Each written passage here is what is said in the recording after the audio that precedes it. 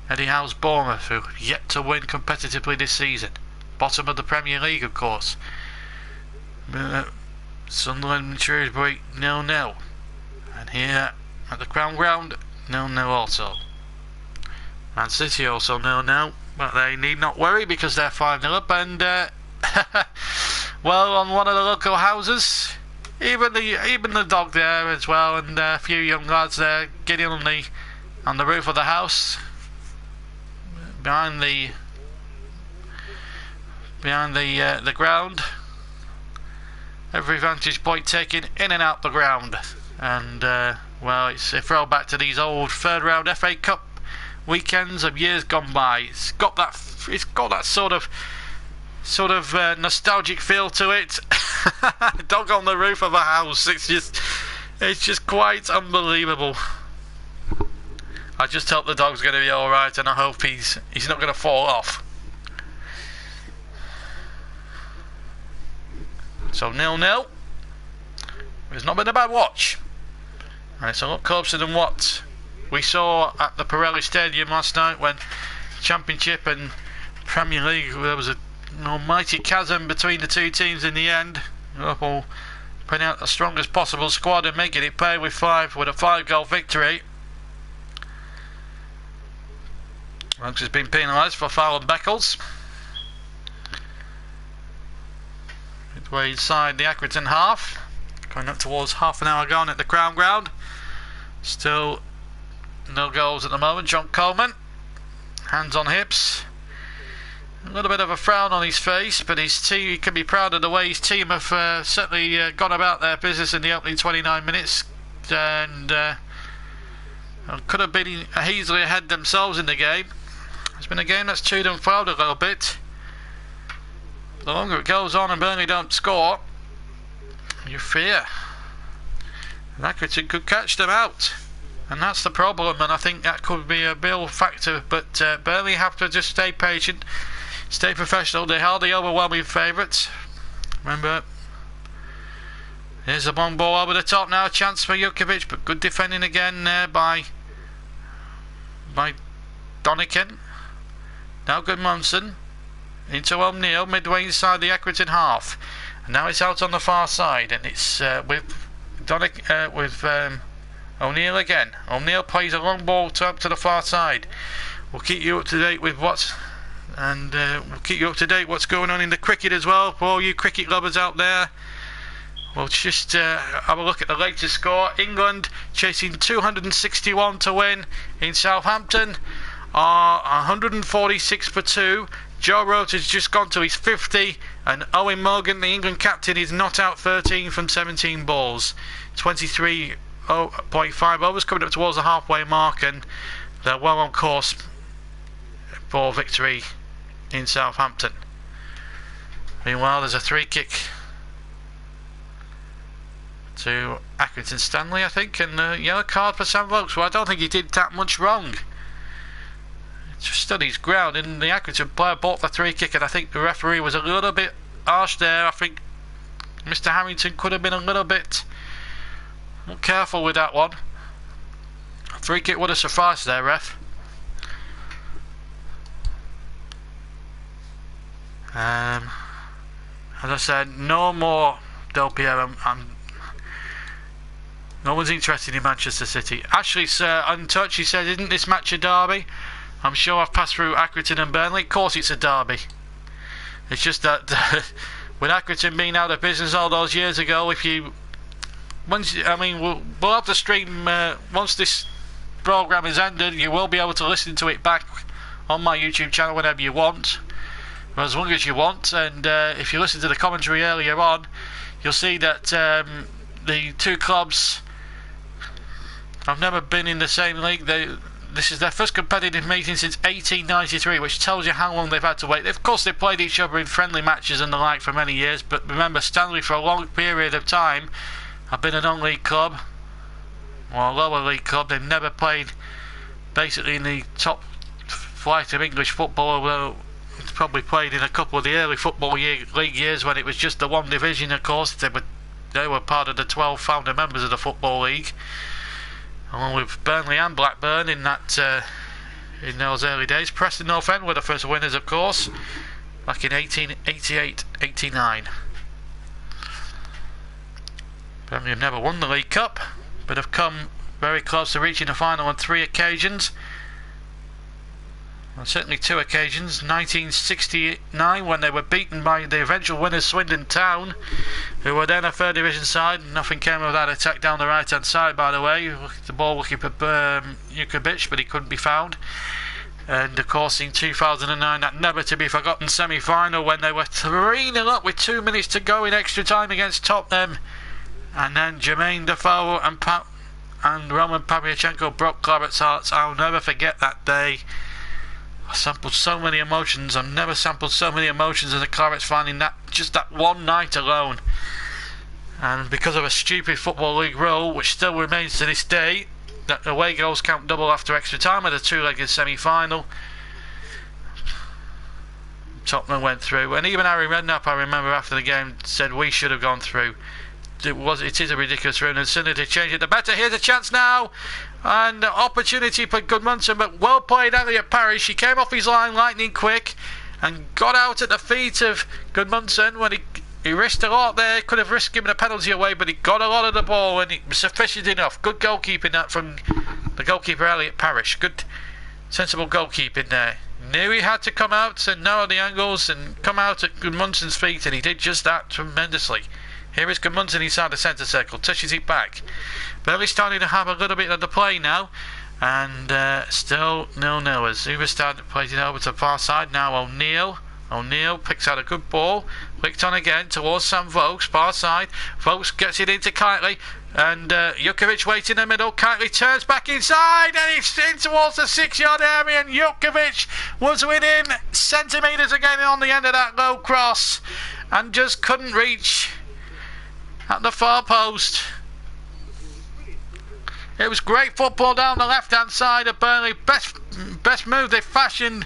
Good skills there by Kitely inside the penalty area as he cut in from the left hand side, turned, twisted one way or another, and Jukovic just needed to be that little bit quicker, and that would have been 1-0 to Burnley, and that would have been his first competitive goal. And this was the other chance for Gudmundsson, but well spread out. Elliot Parish did very, very well there, the young Accrington Stanley goalkeeper, of course, and that was good goalkeeping. John Coleman will have been impressed by him there. And very good goalkeeping indeed by Parish.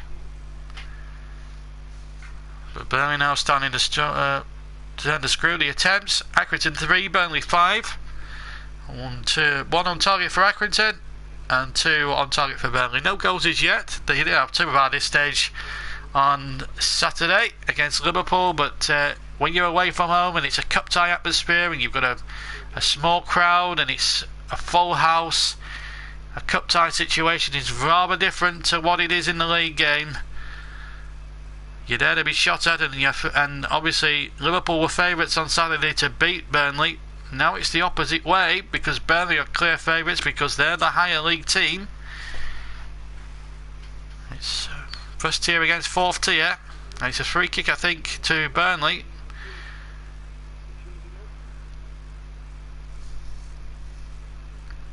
It's actually the first meeting for Burnley against the reformed Accrington Stanley, because their last competitive meeting was against the old one. That was folded in back in the early 60s, 63.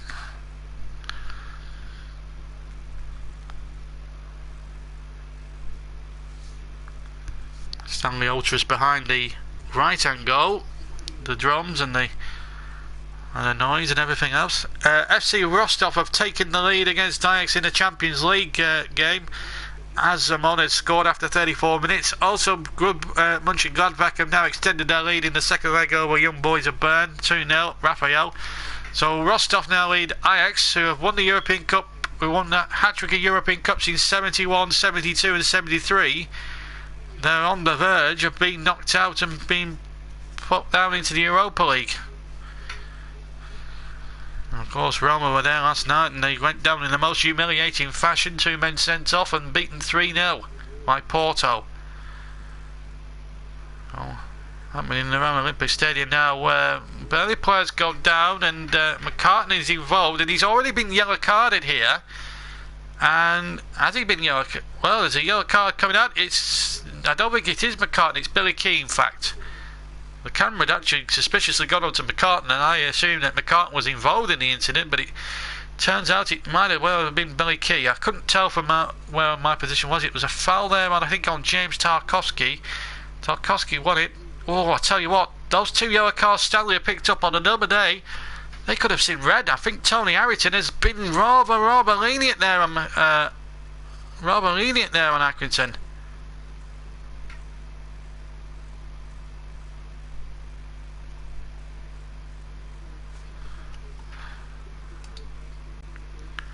Well, Ashley's replied saying 1893, that's amazing, thanks JB, just tuned in now.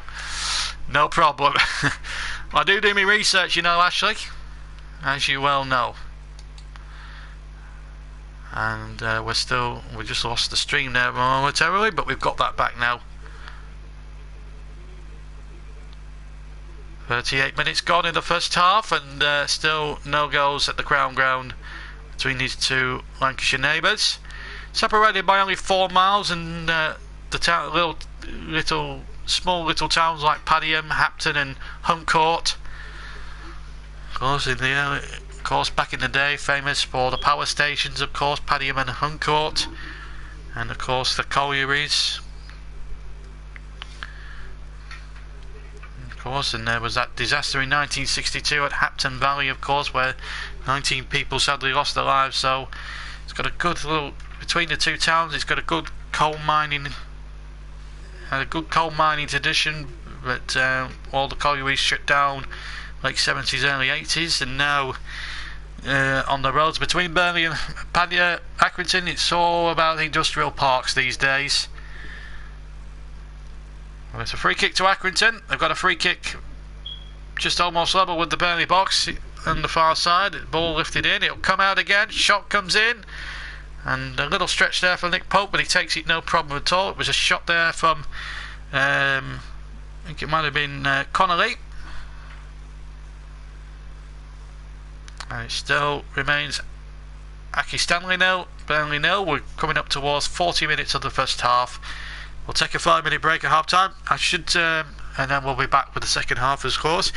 Borussia Mönchengladbach now 3 up against Young Boys of Bern. Raphael has scored again to add to the goal he got in the 33rd minute, and they're home and nosed, and they will be in the draw for the Champions League. Of course, West Ham are in Europa League action. They're 1-1 going into the second leg tomorrow evening. And I won't be able to give you the game because I'll be otherwise engaged in another matter tomorrow evening.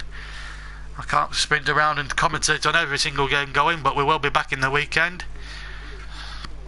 With no further scoring in the 4 League Cup ties, as well as this one tonight. Sunderland and Shrewsbury still 0-0. Still 1-1 at Morecambe, and it's still 1-0 to Middlesbrough versus Fulham.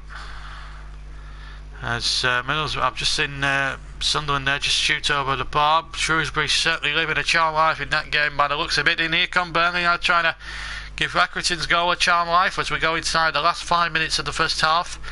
The lights are now fully on at the Crown Ground, and Parish kicks it into touch, but it will be a throw 10 yards from the Accrington box on the far side to Burnley, taken quickly, but it's back on halfway though. So Burnley having to play forward from halfway again. Jukovic turns, tries to get away from a couple of defenders. In fact, he was fouling his man Jukovic, and a free kick it is to Accrington Stanley midway inside their own half, which puzzles Jukovic a touch there, to be fair. Sean Dyche nodding his head in disapproval, or shaking his head rather in disapproval there. I think some of the referee's decisions have been a bit criminal, and on another day some of the yellow cards that Stanley have had in the game could have resulted in a red card, a straight red card. But to be fair, they're given as good as they got. As the underdogs, they put up a much better display than what Burton managed to do last night, and have kept Burnley to a few, I think to at least 2 or 3 opportunities. It's to be fair though, they've had a couple of opportunities themselves, Stanley, and at the moment it's not been much to choose between them, but you wouldn't think they were 3 divisions apart really in terms of footballing stature. Pearson has gone down on his haunches now.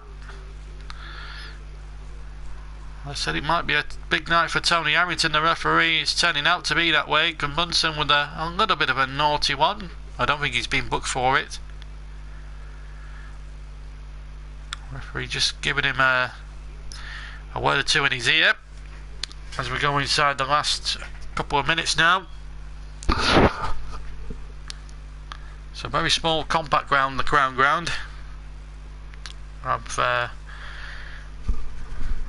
did a bit of reporting when Cambridge came to a league match 2 years ago, and the conditions coming into the ground, I have to say, are quite a bit Spartan. Muddy car parks and all that jazz. But they have tried to make the stadium a lot more accessible, and of course for the away fans it's very difficult conditions when the terrace on the left hand side is open, certainly to the elements. I've stood there on many occasions as a Burnley fan in the past and had to suffer the indignity of rain and all that sort of jazz being thrown upon me, and been to the ground a couple of times for friendly matches as well. It's a good friendly club there. Here's Tendard de Winkado, plays a long ball into the penalty area, well left by Elliot Parrish. It will be a goal kick to Accrington Stanley.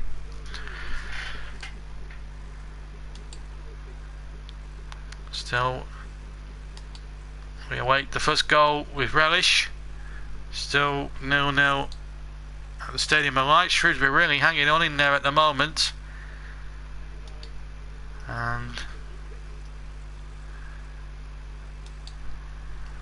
at the moment we're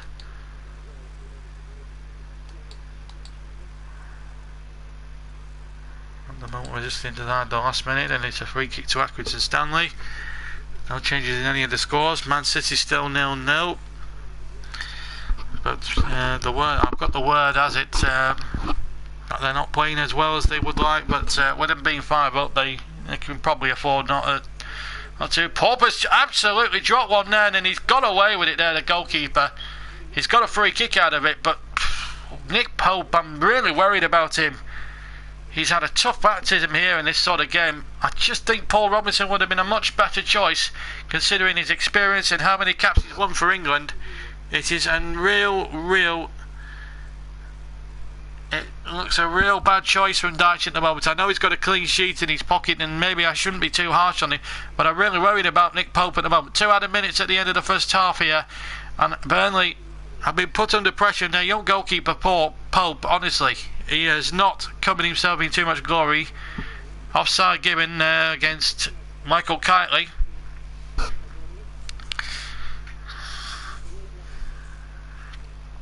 Last 90 seconds of the first half, a half which has been even Stevens as far as chances and possession are concerned.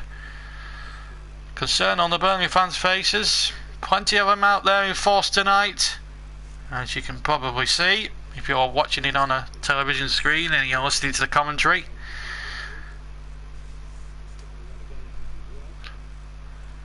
It's been a rollercoaster 3 years of the show on Dyche.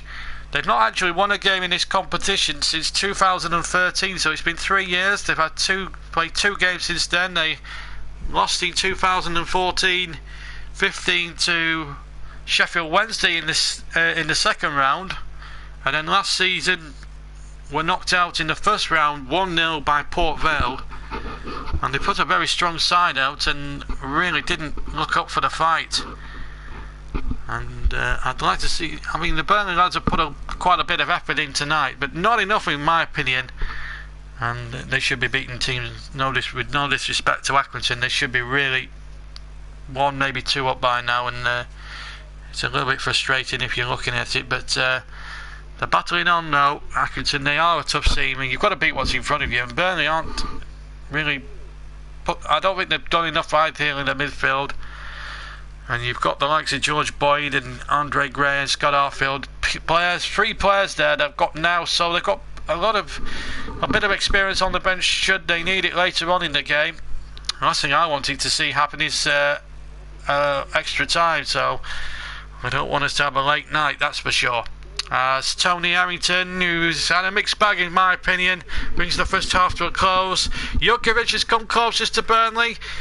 Hughes has come close as well to for Accrington.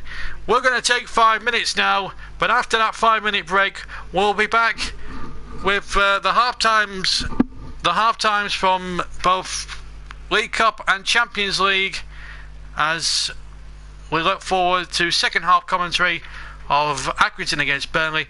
But I can tell you at half time, it's Accrington Stanley 0, Burnley 0, and we'll be back after a 5-minute break.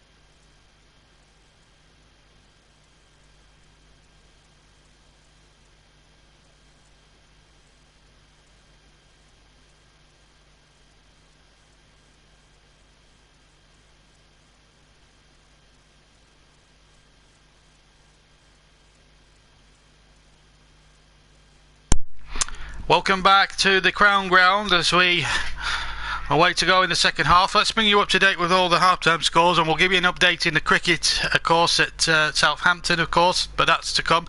We're going to start with the Champions League games. These are the playoff games. Apple 0, Copenhagen 0, and it's 1-0 to Copenhagen, I think, on aggregate.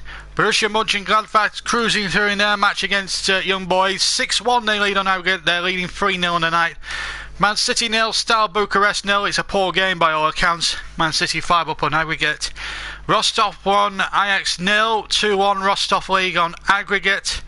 And Salzburg 2-1 up in aggregate against Dynamo Zagreb. They lead 1-0 on the night. In the League Cup, well, there's not much else to tell you than what we already know. That Accrington Burnley, our featured match, our commentary match tonight is 0-0. Fulham 0, Middlesbrough 1. Morecambe 1, Bournemouth 1. Could well be a shocker there on the cards tonight. And Sunderland Shrewsbury is 0-0. Matt Claret 94 is in touch. He said, "Good evening, JB. Good to be finally watching one of your live streams. Stay with us for the second half. And if you're a cricket fan, Matt Claret, we'll bring you up to date with what's happening at Southampton in the first Royal London One-Day International." And the current score at the moment with is England 165 for each, chasing 261 to win the first One-Day International. They've got 96. They need 96 now off 120. Owen Morgan is not out on 21, and Ben Stokes has just come in 3 not out. But we'll give you the full scorecard. In fact, that's the Pakistan. This goal has taken 1 wicket. Nawaz has taken the other. We will check out the scorecard for England. Let's just bear with me a second or two. It's a very busy night of sports. So let's just check what's happening in the cricket. This is the England innings so far. Jason Roy scored 65. Hales only managed 7. Root was run out for 61. Morgan and Stokes are both not out on 21 and 3 respectively, 165 to 3. And we'll give you the Pakistani scorecard as well in just a moment or two. So England need now 95 to win.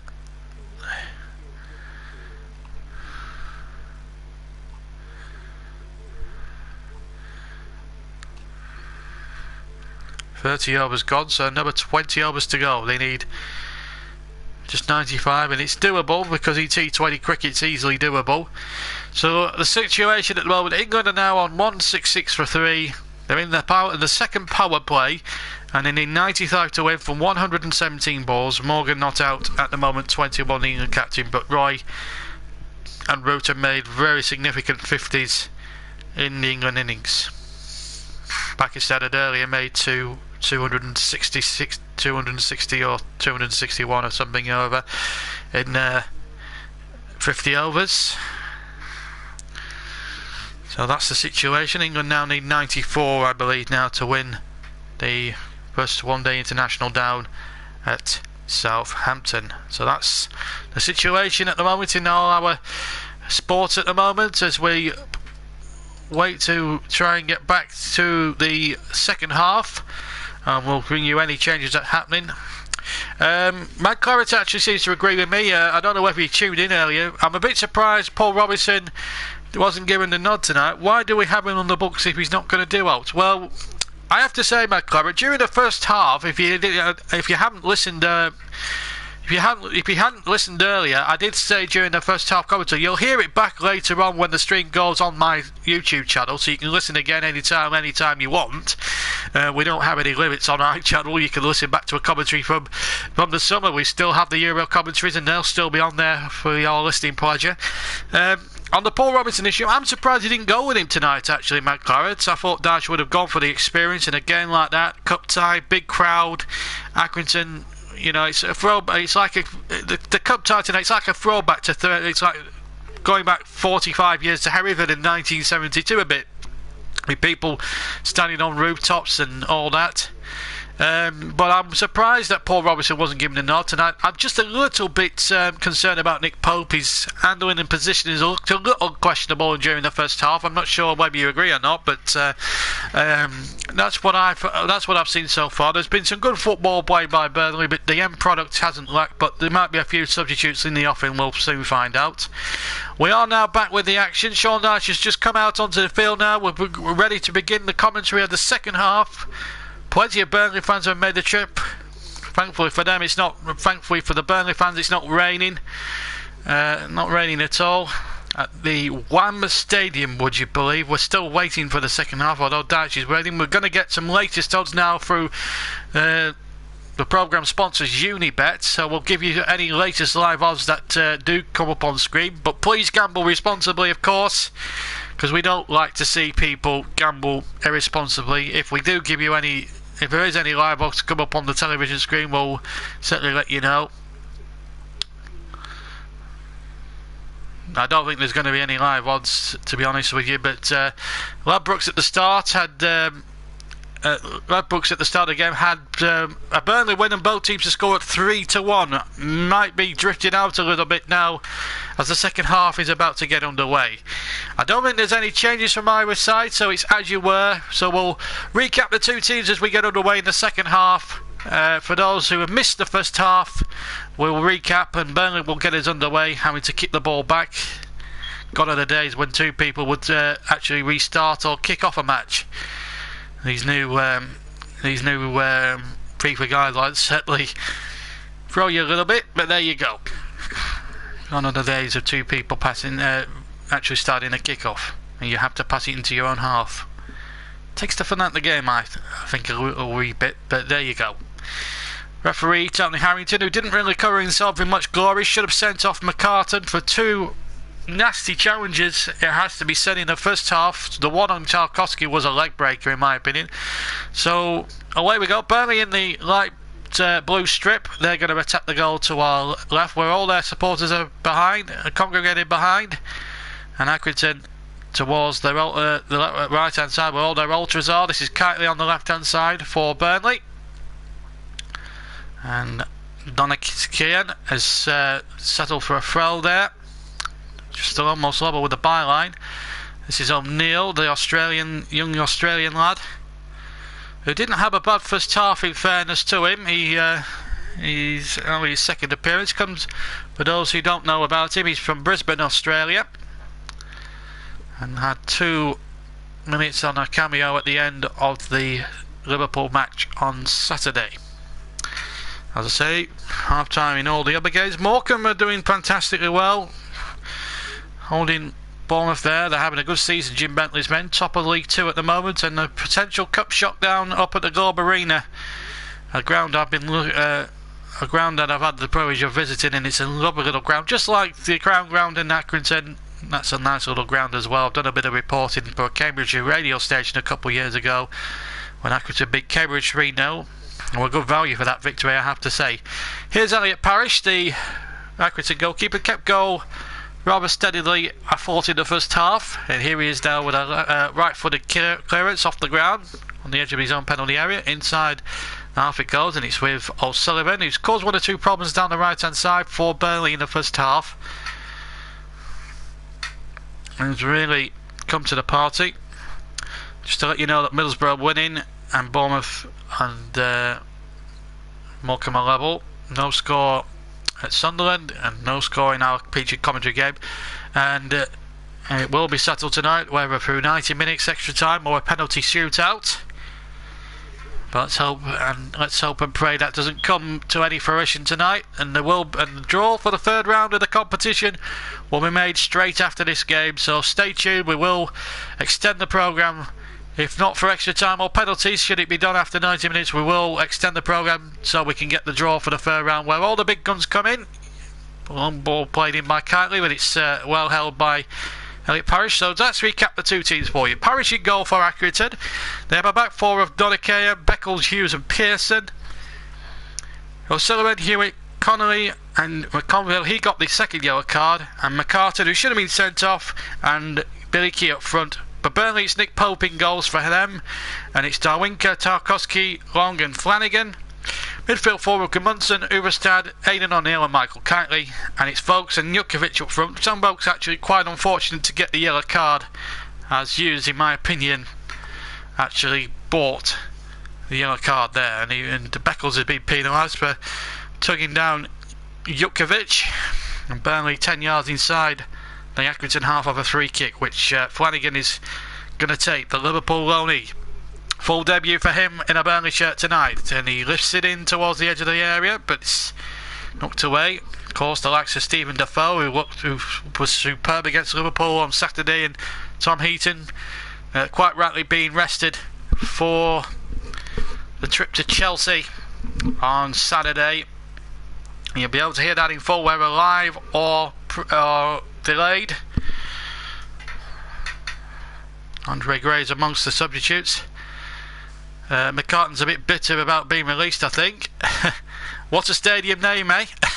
Well, I can tell you what Rams actually stands for. It's not the 80s pop group Mike Claret that George Michael and Andrew originally ran between them. There's no Club Tropicana drinks out. Oh, and the goalkeeper Parish almost sold down a ribble by Beckles, and almost led to a complete calamity there for Accrington Stanley, and Burnley just didn't have enough personnel in the positions to capitalise on that mistake. Whoa, that was a real hairy moment for Stanley there, and in the end Burnley couldn't capitalise on it. I'll get back to the reason for why it's called Wham in a minute or two, just to answer Mike Claret 94's query as we get back to the game. And here's a chance for Jutkiewicz to come forward, but he's hassled out of it, and now the attack breaks down, and now Stanley get forward, and it's looking for Billy Key this time on the chase, but Kevin Long has just got enough, and he will be fouled there back by McCartan, who's very lucky not to have seen red in the first half. Remember, he's already carrying a yellow card, and he can't afford to show any lip to the referee, because if he does that, well, I'm surprised he hasn't been booked for that, because I've seen players booked for worse than that. This was the incident to get involved in Beckles, and it wasn't Beckles, in fact. It was, it might have been Hughes, in fact, and Parish. Anyway, going back to the Wham name. What a stadium name. Well, it's not Wham after. It is the same spelling as the George Michael Andrew Ridgely group, but it isn't. But there isn't any George. But George Michael and Andrew Ridgely are nowhere to be seen. The name Wham, in fact, as Gudjonsson just goes on a turn. We'll get to the answer in just a minute or two once we get a break in play. But Burnley are now on the attack, and it's Dalwinka, and he's well hassled out of it there by Accrington's number 18, Hewitt.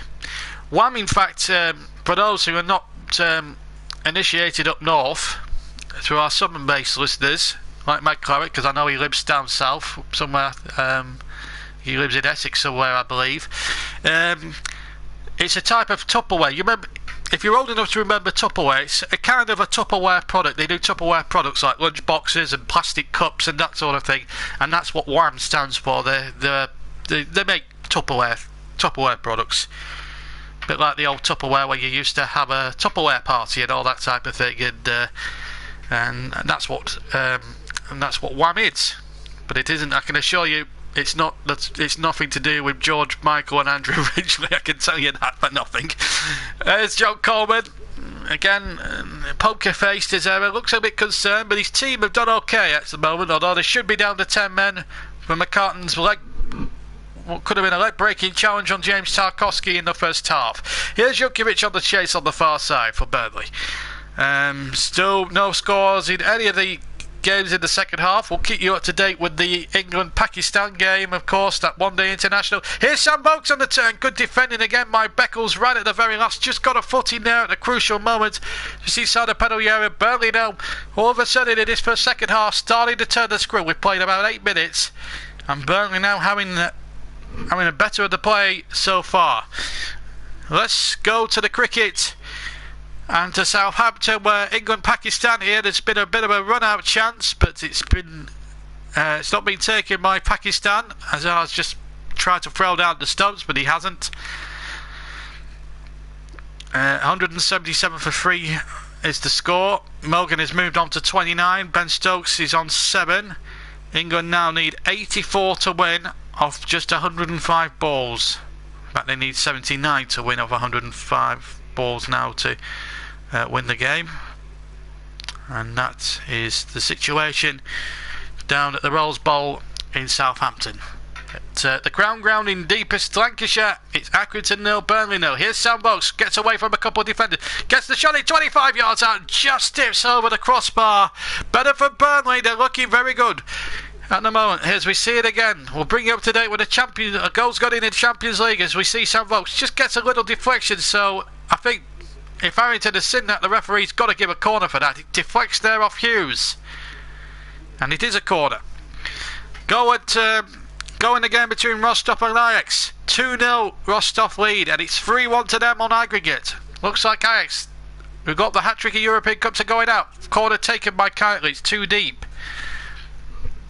We'll run through the substitutes later on in the pieces. We just see Tarkowski, who's the captain for the night, runs out of pitch. So for Accrington, the substitutes are as follows: Davis, Jones, Ronnie Bocco, Harry, Lacey, Chapman, Sykes. And for Burnley, Lafferty, Andre Gray, Paul Robinson, George Boyd, Young Anderson, Scott Arfield and Masanka. Well, some Burnley fans are hoping, but when I've seen on social media, looking as if they're wanting to see a look off here tonight. As Burnley go forward on the counter-attack, there's been a goal at Craven Cottage, and it's gone to Fulham. So it's 1-1 at the moment between Fulham and Middlesbrough. So Middlesbrough now being pegged back. I believe I think it's 1-1. They haven't changed the scoreboards as things stand. We'll get confirmation, but I believe that Fulham might have equalised in that game. We'll get confirmation of that fed through as soon as we know for sure. Bournemouth has actually scored in the game at the Globe Arena. Mark Wilson has just made it 2-1, so Morecambe trail for the second time. Bournemouth, of course, yet to win again. And it's an own goal from Desart, and it's given Fulham a lifeline in that tie at Craven Cottage. Fulham 1, Middlesbrough 1. And it's Morecambe 1, Bournemouth 2. And Manchester City have just taken the lead in the Etihad Stadium, so they have a goal to savour there. So they lead now, Steaua Bucharest 6-0 on aggregate. And it's looking quite comfortable now for Manchester City. I don't think it's either a big crowd either for that game, to be honest with you. So 6-0 on aggregate. The goal scorer was Fabian Delph. Here in this intriguing second round League Cup tie, it's Accrington 0, Burnley 0. 75% of possession from Burnley in the first half. It's a world away from the less than 20% they got when they beat Liverpool on Saturday. And goal from Mark Wilson. It was a 20-yard daisy cutter. I'm hearing that went through. Real heartbreak, real dagger to Morecambe's heart. That is. Mike Claret, I must stress I was born in Burnley. I'm no Essex boy. I'm sorry, Mike Claret. I called that wrong. I know you're living there down there. I didn't know you were. I didn't know about that. So I apologise. I apologise unreservedly, Mike Claret. I will do my. I'm no Michael Parker, so no, I'm not. I don't do my homework on my subscriber subjects. But now, just to clarify, Wamo is a maker of lunch boxes and plastic cups. You know, Tupperware products. If you remember Tupperware, you know what I'm talking about. Anyway, but you are a Burnley lad. I should say that. Right, so Mike Claret is a Burnley lad. Back to the game, and it's a chance here for Burnley! And it's gone wide. It was Jukovic with a glorious opportunity inside the 6-yard box. And really, Burnley cannot afford to waste chances like that. They're well on top there. The flag stayed down. It was Vokes who made the break, and Jukovic should have scored. There's no getting away from that. Vokes laying it in, and that should have been a goal for Jukovic, but it's gone wide of the post. And that is a big, big chance wasted for Burnley. They can't afford to waste these chances. And now another chance now. Is Vokes offside? He is. Well, we played almost an hour, and as things stand, we could be half an hour away from extra time. Oh, and this is the last thing anyone wants tonight, I'll tell you that now. I don't want a late night because I've got a very busy schedule, and I want to get some beauty sleep later on tonight once everything's settled down. I'm going to be up very early tomorrow for a couple of engagements knocking around the area. A very busy man tomorrow. But here at the moment, in this engagement I'm on with at the moment, is live commentary of this second round cup tie. And at the moment, Accrington at the moment living a charmed life, but Burnley should be leading in this second half by now, and it's the longer it gets. I mean, they still have the pace of Andre Gray, but Jutkiewicz should have had 2 goals tonight, in my opinion. He's had the 2 best chances of the match. Has failed to take both of them, and that's a real concern at the moment. We've lost the stream again, and that's a frustration, but we are back now with the live stream.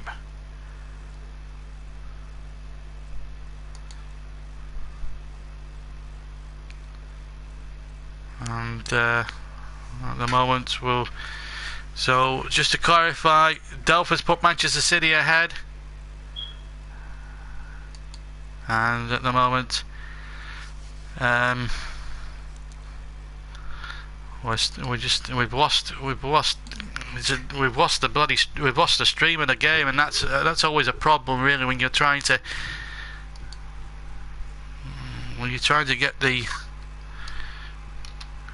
commentate off the thing. It's one of those hazards. We will get the game back. We're having a few technical problems at the moment tonight. It's always a technical problems that you don't need at the moment. Yeah, I'm getting a little bit pig sick a bit now, quite honestly. We're trying to bring you a match live, and at the moment we can't bring you anything, and it's a wee bit frustrating at the moment. So stay with us, but at the moment it's still 0-0. You're not missing anything at the moment. We will get the live stream back to you, but we're having to survive here on basically scraps at the moment because of the stream isn't working as well as we would like. But it is 0-0.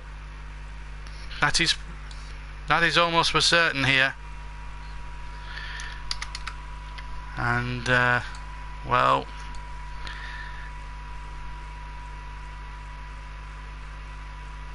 I suppose when you've well,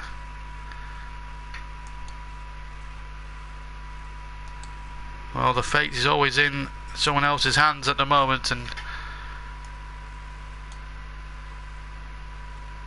at the moment we're looking as if we can't bring you any football. Rostov has scored a third one against Ajax. We will get some. We'll give you some action. We're now back with the stream, so we are back live now. We'll beat a little slowly.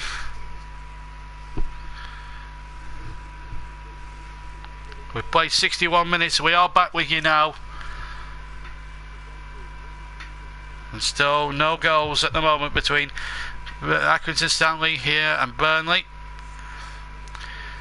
As Flanagan plays that ball in, he's the number 4. There's a player gone down. Jutkiewicz has been penalised again. Foul there on Beckles.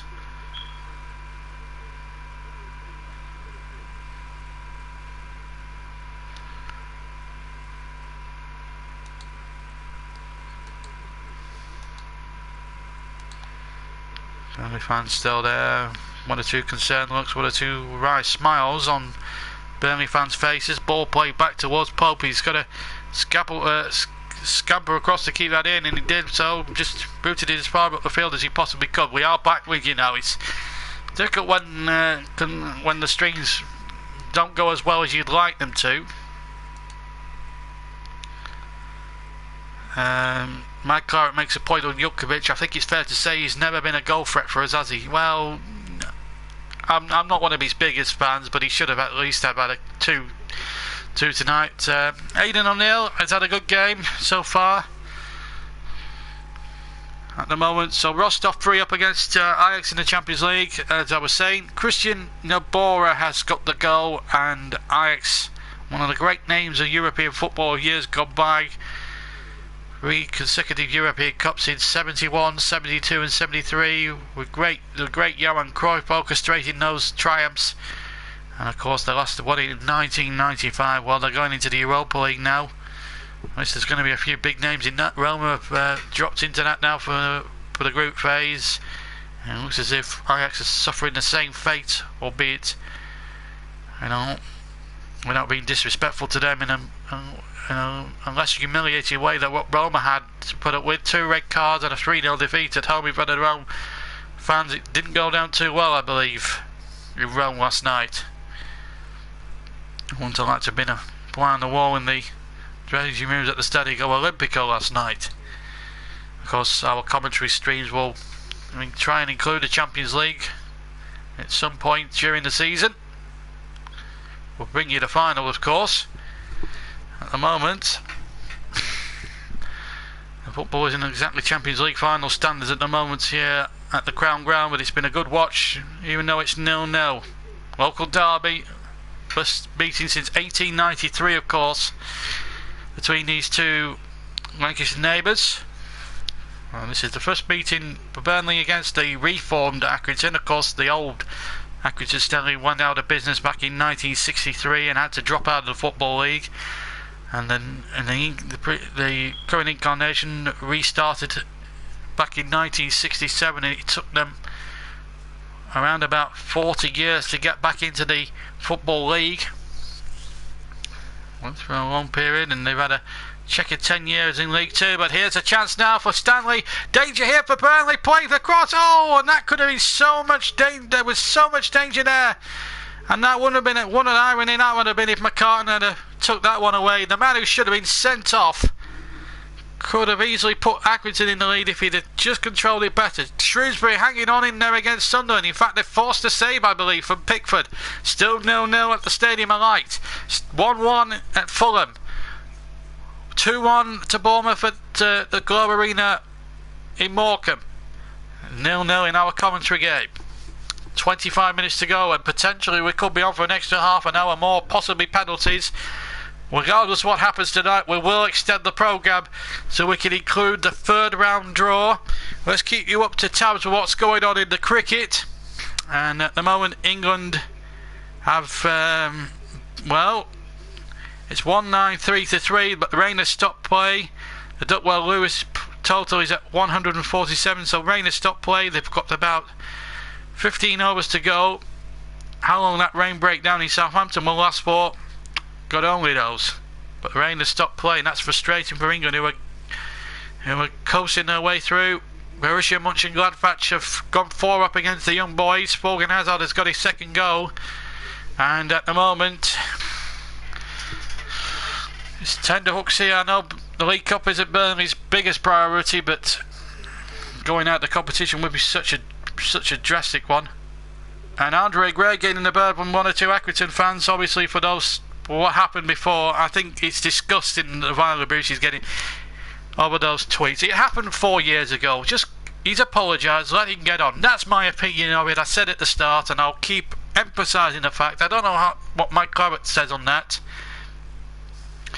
I want to know what Mike Clarets thinks about the incidents involving Andre Gray and the Twitter things, if he's still there, of course. I'd like to hear his opinion on what's been said. And Andre Gray, of course, has been charged by the Football Association over these tweets. And here he is inside the area immediately, trying to make an impact on the pitch. And I suppose he doesn't look too perturbed by it. It's been a tough old one. I think some of the football bloggers on YouTube have been very, very quick to criticise him, including the true Geordie, who I had great respect for until he made him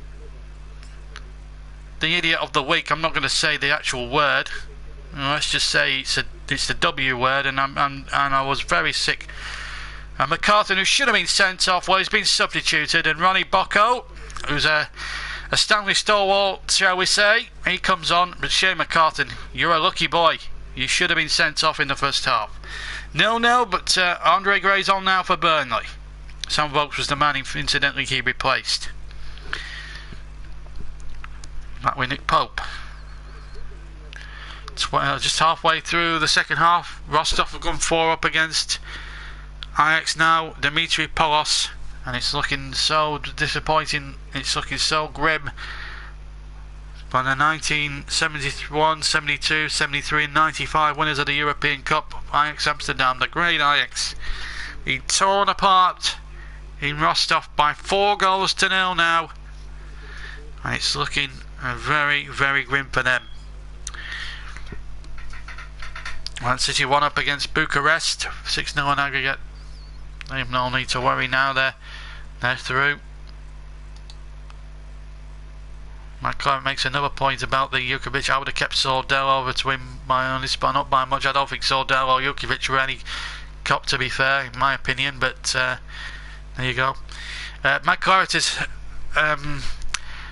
decided he's had his share on it. It's complete BS. I don't know which sad person decided to dig it up the fossil of a comment he made. It happened 4 years ago. It is bad. We don't condone what he said, but he's apologised for it. How the FA have got involved, I do not know.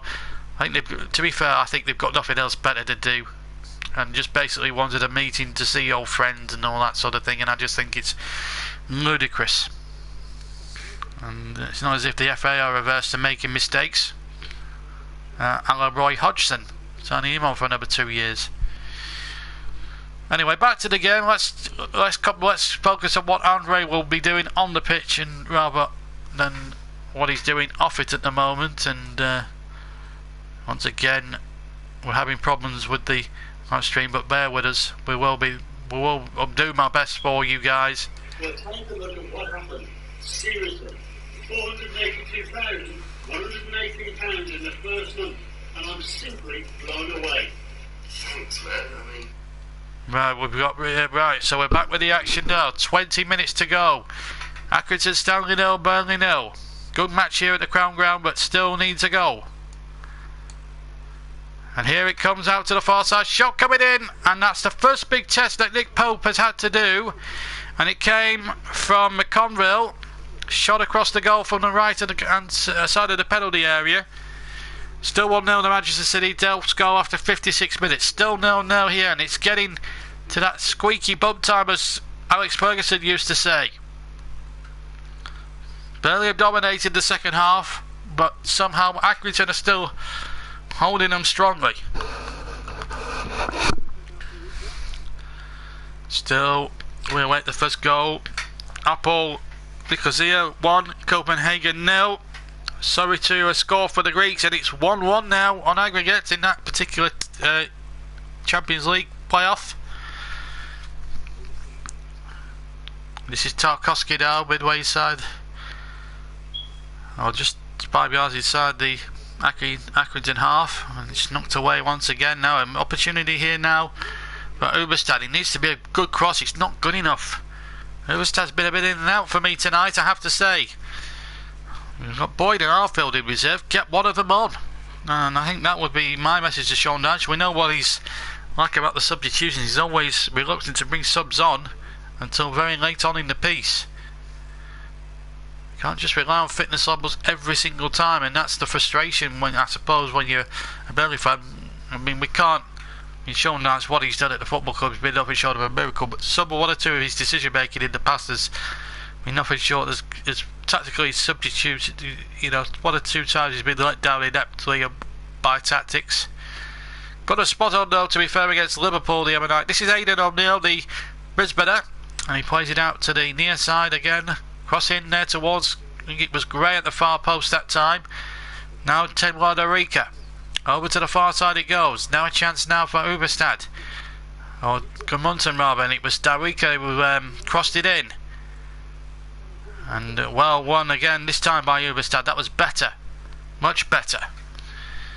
Still 0-0. Here's Johan Gudmundsson. Cuts inside. Gudmundsson with a shot. And well held by Elliot Parish and his near post. Low drive, 25 yards out. Cut in from the right hand side. Hit it with his left foot. A difficult one for Elliot Parish. It just bounced a little bit wickedly. Took a couple of bobbles, but he was right behind the shot from Gudmundsson. 72 minutes played. Still 0-0. 5 goals last night, all for the same side against Burton for Liverpool. And still in this second game, our main course, if you like, as we have the we have the afters to follow with the draw, but we might be having an extended main course here at the moment because we're now just over a quarter of an hour away from potentially going into extra time at the Crown Ground. 0-0. Would you believe this? Burnley have not won a League Cup game since 2013, and they won a third round match. Lowest they've got under Sean Dyche, incidentally, was the fourth round in 2013-14 when they lost 2-0 to West Ham. At the moment, there's no way through at the moment for either side as Kevin Long now tries to play out from the back. You're missing absolutely nothing at the moment. Let's just check the situation in the cricket. Are we back out and playing again? I'm not sure whether we are or not, but we'll just check on the latest in the cricket. The umpires, I believe, are having a confer. But here's a chance now for Darika. Far side. Better ball in this time, and it just missed everybody inside that penalty area, and it was cleared away by Stanley.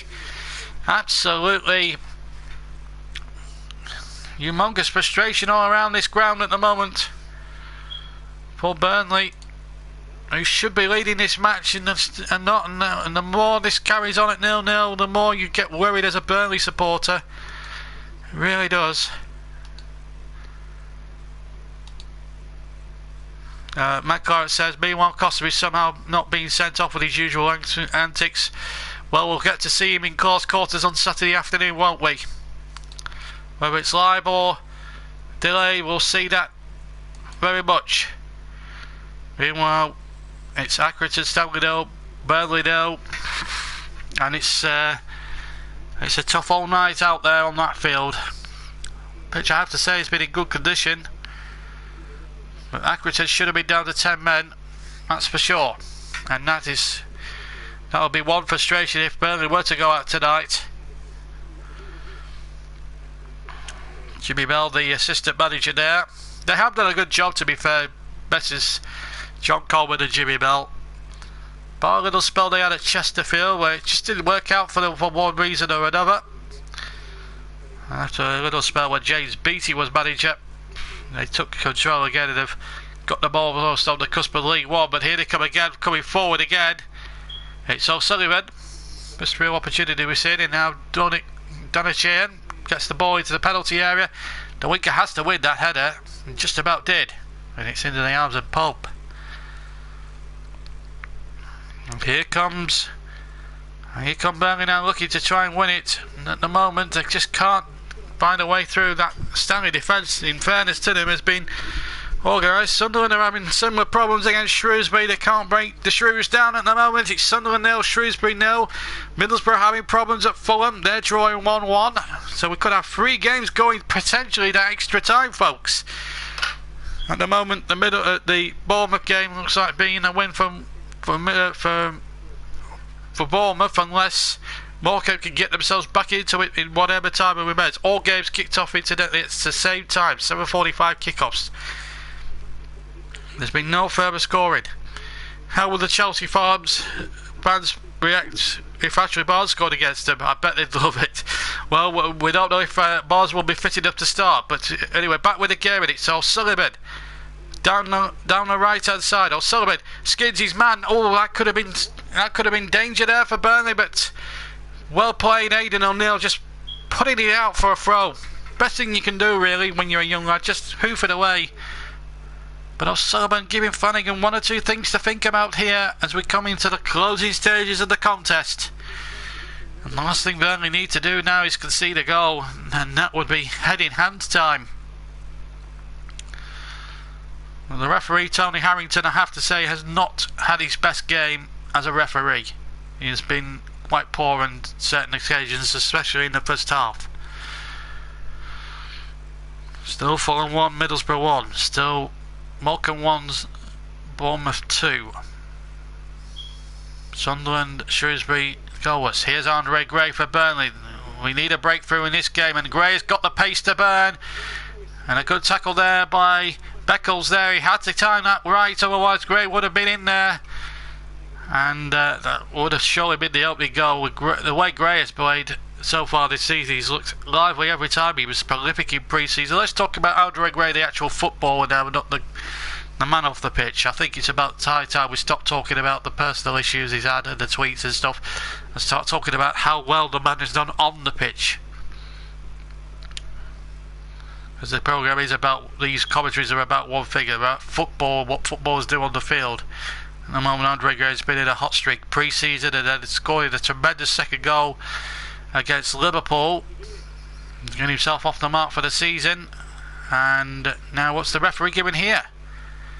What's the referee giving here? Is he giving a yellow card against Uverstad? Well, I think the referee is probably... Let's have a look at that again. He's got the ball for... That is a ridiculous decision again from Tony Harrington. How is that a yellow card? The referee, I'm afraid, he's having a stinker tonight.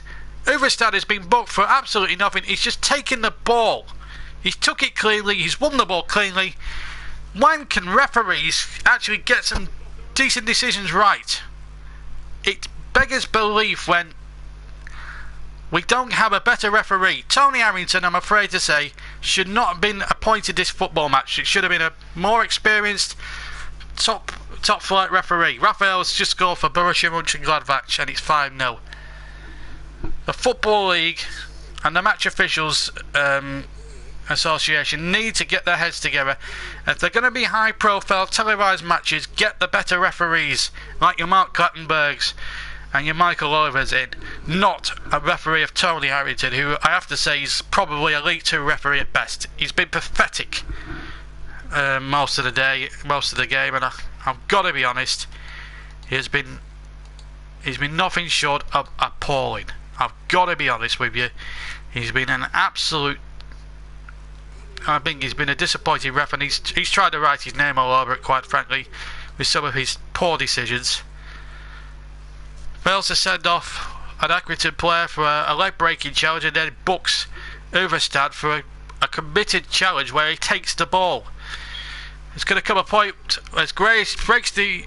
Well, I thought he'd broken the offside trap. I think he might have been offside there, but it's going to come a point where referees like Tony Harrington are going to make the game sound as if it's a non-contact sport. It really is, and it irritates me, some of these decisions.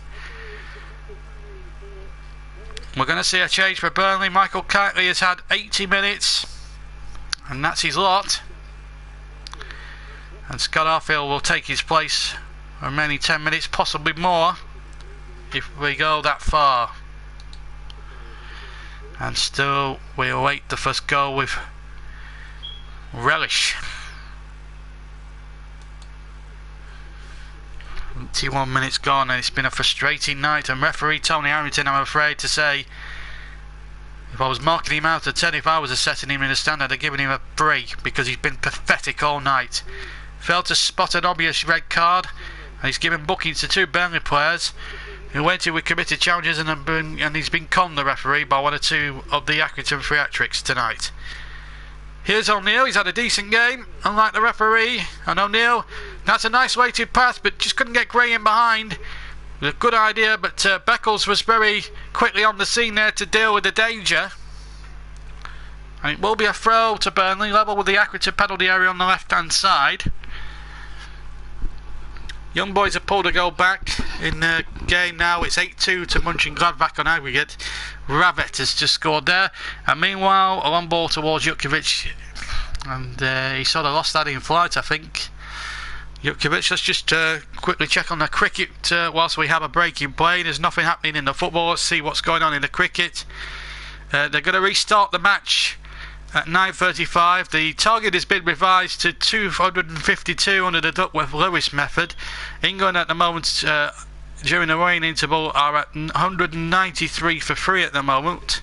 So the Duckworth-Lewis is now being reset to 252. So meaning they'll probably need something in the region of about 60 runs to win the first one-day international at Southampton. That's the latest in the cricket. And we're just waiting to restart in the football. Is there a substitution taking place? Well, I don't know what's going on here. I'm just going off what the television cameras are giving me at the moment, and they're just focusing on the goalkeeper. It's taken a awful long time if it is the case. There is a substitution taking place, I believe. Billy Keir's come off and Patrick Lacey, number 17, has entered the fray. So Stanley have made their second alteration of the contest. So Bocco and Lacey on for Stanley, and Arfield and Gray on for Burnley. Still 0-0, and seems as if we're fated it's going to end 0-0. Let's just hope there's a goal right at the end, and hopefully, without being disrespectful to Accrington and Stanley, I hope it's a Burnley one now. When you're a Burnley supporter, and I'm self-confessed, Rostov has been a red card in the game involving Rostov of Kudryashkov has been sent off for foul play after 83 minutes in that game. Still no change in any of the other three games, of course. Fulham still 1-1, Bournemouth winning 2-1 at Morecambe, and Shrewsbury and Sunderland still goalless, as this live commentary game is at the moment between Accrington Stanley and Burnley in the League Cup. Here's Scott Arfield, near side, inside his own half. Scampers up towards halfway, tries to play Andre Gray behind. He might have the one here on the defender. Here's Gray now, hasn't got any support, but he comes towards the byline. Gray then backs in and keeps the ball alive, and still manages to find Scott Arfield. Sunderland have just scored against Shrewsbury. We'll bring you up to date with that in just a second, as O'Neill loses his footing at the crucial moment, and it's more frustration in front of goal for the Clarets. Goal from Sunderland. Poor old Shrewsbury's resistance has been broken, I'm afraid, and there'll be no shock, you would have thought, at the Stadium of Light. Classic has just pulled one back for Ajax with a penalty, but they're well out of it now in the Champions League. They're 4-1 down on the night. Arjan Yanazadi, Manchester United loanee, was the goal scorer in the Sunderland match, so one of their big players has come to Sunderland's rescue. Can Andre Gray, one of Burnley's big players, come to Burnley's rescue here when they need it most? Arfield is onside on the left-hand side. Needs support though, and he's got it there with Flanagan, and then his first touch was completely, utterly dire. Couldn't get it out from under his feet, and that was diabolical. He should be, for a player of his considerable European experience, John Flanagan, he should be doing a lot better than what he is at the moment, and there's a lot of frustration out there on the terraces from Burnley point of view. They should be home and hours by now. They should be winning this game. And how Accrington still with 11 men is a mystery. But there we go. 5 minutes to go. Last thing both teams needed was extra time. Bring back the blood and thunder of the 90s. None of this diving nonsense we see nowadays. But referees don't help the situation. FIFA don't help the situation either, man, Claret. And I think that's disappointing. And it's disappointing. It's a contact sport. And at the moment it's still 0-0. And it's O'Sullivan now. Oh no, danger here now. Could be problems here for now. Ball played across. Oh, that should have been taken. Referee having... Well, it was... Lacey involved there again, and O'Sullivan played it in, and well, Ronnie Bocco got forward, and if Lacey had kept his head, Burnley could have been out the cup with 4 minutes to go. He gave Tarkowski the sleep. That was slack play from the centre back. Oh my word, doesn't do much for the nerves here, folks. It's still Accrington Stanley 0, Burnley 0, but it would have been totally against the run of the play. Gray going in there. It will be a Burnley throw, level with the penalty area of Accrington. Surely one goal's got to go in now. Please let it be Burnley. I know commentators aren't supposed to be biased, but let it be a cup tie win for Burnley. We're due one. Quite frankly. We are due one. Here's Gray from the throw. Chests it down. Arfield just couldn't find him. And goalkeeper Parachute, let's be fair, it's not put a foot wrong tonight. Has held on to perfectly well. I'm surprised Jukovic is still on the field. I would have took him off and put kept Volks on and took Jukovic off, to be fair. Well, it looks as if we're going to have extra time at the ground, folks. Looks as if we're going to extend the programme a little bit. It's not what I wanted to do at the start. I really did want this over and done with round, but unless there's a goal scored in the next 2 minutes plus stoppage time, then we are going to be in for that late night. Else we'll bring you the draw after this game, of course. Jukovic couldn't get the touch he wanted or any of the purchase he wanted, and it would be knocked away again by Donikin.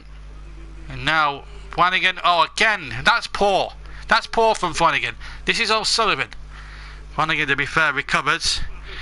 And I think a penalty has been given, has it? It's a stadium light. No, it hasn't. There was a penalty shout. Copenhagen have equalised in that game at Hapoel. Santander has equalised. So it's 1-1 in that game. I can't tell you what the aggregate is as the corner comes in. It's Copenhagen are winning 2-1 and over. The next big stand there going into the Champions League. There's no knowing who's going to win this game though. Accrington and Burnley, third round place in the cup, up for grabs. Draw comes after this match here. And here come Burnley on the counter-attack with Uberstad. And now a chance here for Burnley. Needs to be a good cross. Gray goes in! And he can't get the purchase and got it into the inside the far post. And it's a goal kick to Accrington. How many more chances are Burnley going to waste here tonight? There it is. Oh, it needed to be much better contact than that. Arfield was there as well, maybe in a better position at the far post, but Gray decided, strikers instinct, he had to take it on. And the contact just simply put wasn't good enough. And it still remains goalless. And not for the one to try, and I can assure you. It's now 9:31 PM in Britain, and still we're now 20 seconds of normal time away now from knowing how much longer we could have had on at the end of this second half, and it could well be Fulham and Middlesbrough going to extra time. As things stand, Sunderland and Bournemouth look as if they're both going to end up going through after 90 minutes. This game could be going to extra time, and this is the last thing Sean Dyche and his troops need, with Chelsea coming up on Saturday afternoon. But at the moment, we could be on for another late night here, folks. We're now playing 90 minutes. We're now into 3 added minutes. Well, what if any Burnley fans are tuning in now, wondering why went 0-0? Well, it's been poor finishing, I'm afraid. We could have been out the cup easily as well. Accrington have easily had a couple of glorious chances themselves. But still, we go on at 0-0, and it could be another half an hour more. I think we could be here till 12 o'clock at night, to be quite honest. We could be here till midnight, quite frankly. Well, we saw West Brom got taken the distance and penalties, and Pope took an eternity and got away with it. He's got to probably figure out this young goalkeeper, I'm afraid. He's not had the best of games, in my opinion. Pope just booted away, God's sake. He was fouled in. I thought he was fouled, to be fair, but Pope took an eternity. He just had to boot it away first time. It was terrible goalkeeping. That's the first law is clear your lines, and Pope took too many touches. He tried to be flash and arrogant about it, and he almost fell flat on his face. Full time in Rostov, 4-1. They've beaten Ajax tonight, and they go through 5-2 overall on aggregate. They're in the group stages of the Champions League. Ajax now have to go into the UEFA Cup, or the Europa League as it's now called. Still 1-1 at Craven Cottage between Fulham and Middlesbrough. Middlesbrough laying siege like Burnley are to the opposition goal, but without any real penetration here. Mad Claret makes the point. Refs don't have too much to help though. They have 5 of them in UEFA competitions, still get it wrong. They do need video technology in deciding punishments along with offside, but FIFA won't allow it. Or maybe under the... Well, let's just break off. Here's Gray! Oh, the goalkeeper saved it! And then O'Neill knocks it back in again! How many more chances are Burnley going to waste? Gray, for heaven's sake, it should be 1-0 to Burnley. This should be in the hat for the next round of the Cup. But let's give credit back to Elliot Parish, who's just made a super save and has kept Accrington Stanley in the Cup. But still Burnley press. Andre Gray, one of the great opportunities there to score, but Elliot Parish is having the game of his life by the looks of it. Here's Jukovic up against Beckles. Beckles does very well for Accrington and hooks it out. This has got to be the last play of the second half now. Otherwise we're going to be in for an extra half an hour more. Oh, Andre Gray, if you'd have just kept your composure there, my friend. Could have saved us all a late night there. Well laid in fact. To be fair to Parrish, he came off the line lightning fast. He's a good shot stopper, the young lad, and there we are. No time for the throw to be taken, and here we are again. We're going to take a couple of minutes to catch our breath here and go again with extra time. So I'm just going to go off for a couple of minutes, just take a couple of seconds just to simmer down, calm down, take a couple of breaths, and we'll be back with live streaming of the first period of extra time. We are going all the way, folks. We're in for a late night. Don't go away, stay with us.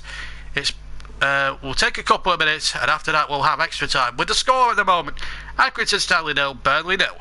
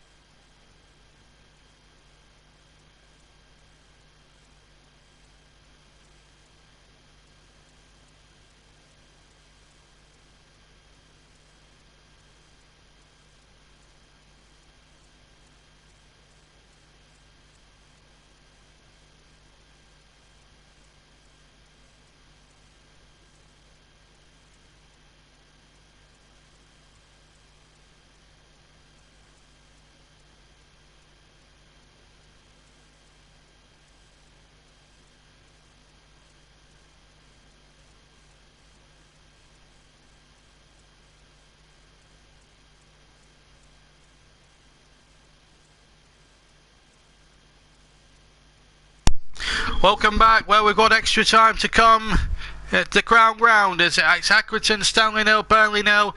Let's just keep you up the full-time scores then. Champions League, Copenhagen and Opel drew 1-1. Copenhagen through 2-1 on aggregate. Mönchengladbach 6, Young Boys 1. Gladbach win 9-2 on aggregate. Man City 1, Steaua Bucharest 0. That's a full-time score. Man City wins 6-0 on aggregate. Rostov 4, former European champions Ajax 1. Rostov through 5-2 on aggregate. And Salzburg and Zagreb are 1-1. They're going to extra time with the aggregate score at 2 each. Bournemouth are through in the cup 2-1. Goals from Gradle and Wilson. Stockton with the Morecambe's response.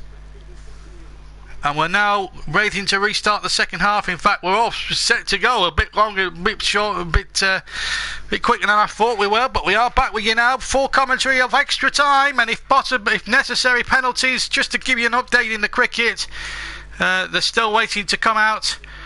Pakistan. Remember the revised target now in that one-day game. They need 252 runs to win under the Duckworth-Lewis method in the cricket. Back with the game here at the Crown Ground. It's Accrington Stanley 0, Liverpool 0. We're now in extra time. We're just Salzburg and Zagreb have gone to extra time. So too with Middlesbrough and Fulham. Sunderland are through as well as Bournemouth. So the two Premier League teams gone through. Middlesbrough and the Clarets, who are watching at the moment, in extra time. No changes from any of the two teams from the way it finished after 90 minutes. I didn't expect when I started the commentary tonight we would be going further into extra time, but here we go again. It's we're back again live as Stanley now. They're going to kick towards the end where the Burnley fans are, the left hand end, the open terrace. This is Gray now, 10 yards inside his own half, looking towards Johan Gudmundsson, who didn't have to play any extra time in any of the Euro games. So we'll keep you up to date with events at Craven Cottage as well as here tonight. That is where our focus is going to be on now. The cricket, England need 252. Let me remind you, they're just the rain has stopped play, but the game was due to start in a minute now anyway. So we'll keep you up to date with the finish in the cricket. Play 2 minutes almost of extra time, and still no knowing who will win this cup tie. Let's hope and pray it's Burnley. Let's hope it's not penalties. That's the thing we want to see is penalties. Andre Gray should have scored twice in that second half. I just hope those things off the pitch haven't affected him, because the last thing he needs right now is his form to be affected by what's gone on off the pitch. The FA don't help matters. I'm not being bitter, I'm just being honest. Stanley win the corner. It would be a cruel blow for Burnley if they were to go out in this fashion. Hughes has come up from the back. He almost scored, remember, in the first half. I think the referee's had an absolute stinker of a match. Whatever happens, the referee's not going to escape any criticism from me. Beckles is forward from the back. It's taken short, in fact, chipped in from the far side. Oh, and a chance there for Pearson going in there, but he couldn't get it. He couldn't knock it any further forward, but still Stanley have it, and that could be problems there for Burnley. And still Bocco, he's the stalwart of course of Accrington Stanley. He's had so many years there now, it's unbelievable.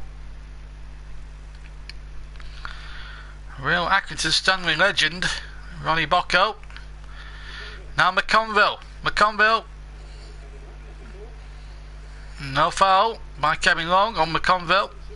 It was a fairly legal challenge according to the referee, Tony Harrington. Jukovic now for Burnley to O'Neill. Then it's back to Pope. And Pope now can get it forward with his right foot. Up and over halfway. But again out of play. That's poor goal. That's a poor kick from Nick Pope, I've got to be honest.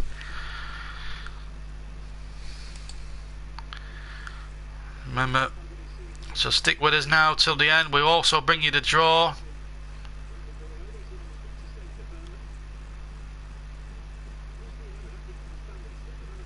Well, the camera gantry is shaking at the ground at the moment as Stanley come forward once again, hooked away. Jukovic, sure, he was being held there. The referee's got to get on top of this. Jukovic's shirt was clearly, in my opinion, being pulled. How many more times are we going to see some inept refereeing from this fella here, Harrington? He's had a stinker tonight. And whatever happens, when I sum up the game tonight, he's had an absolute appalling match. Here's Gudmundsson on halfway. Tries to look for Gray, but he can't find Gray. That's a poor ball, really, in truth, and it's through to Parrish, who's probably been Accrington's best man of the match so far. If you had to give a man of the match for Accrington Stanley, he's certainly been their player of the game so far. Here's Gray, takes it down, gets a ball over to the far side where Arfield was waiting.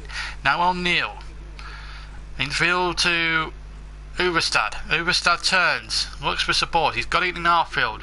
It's just dropped to the centre. Now here's a chance for Gudmundsson to run at the defenders. Gudmundsson's shot, it was charged down. He cut him just from the right hand side, and it looked as if he was going to get a shot in, but it wasn't. It was charged down, and still, frustratingly, still 0-0. Just to remind you of the rules of extra time, 15 minutes each way, and if there's no decision after that, We will have the penalties. We might have a goal there now. Oh, I don't believe it. I just do not believe it. Jukovic was through, and somehow or other, Parish has just made a miracle save. But Jukovic could conceivably have had a hat-trick in this match and has made an absolute ricket again. Burnley should have been home and hosed by now. Gray with a lovely weighted ball through. Jukovic away from his man. There was a little tag there by Beckles, but even so, Jukovic should have scored.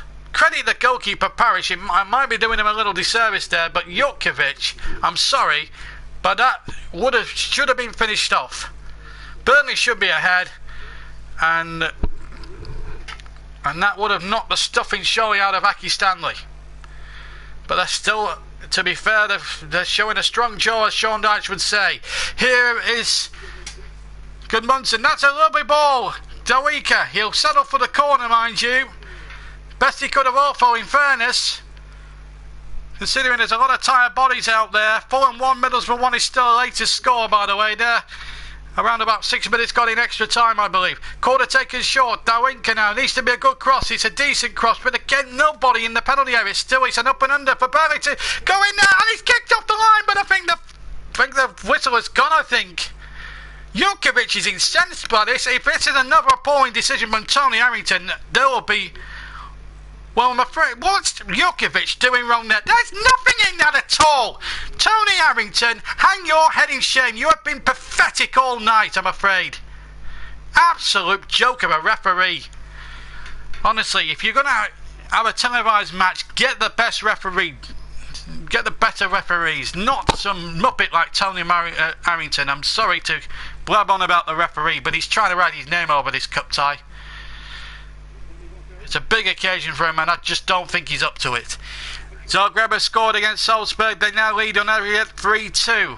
That's it, extra time, like this game is. And here's Accrington, who got away with a very sympathetic decision from Mr. Harrington. And now here come Burnley with Scott Arfield. Arfield over the halfway line. And Burnley should be winning this game. Even though the referee has been an absolute disgrace, Burnley should have finished it themselves.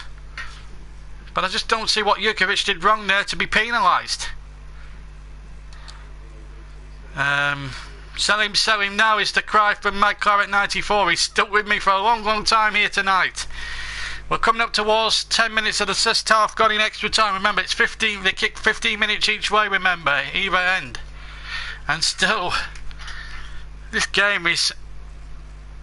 It's not knowing what's going to happen next in this game. This is what cup tie football is all about. It's good if you're a neutral, but it's a damn sight torturous when you're a supporter of one of these two clubs, which I am actually, to be fair.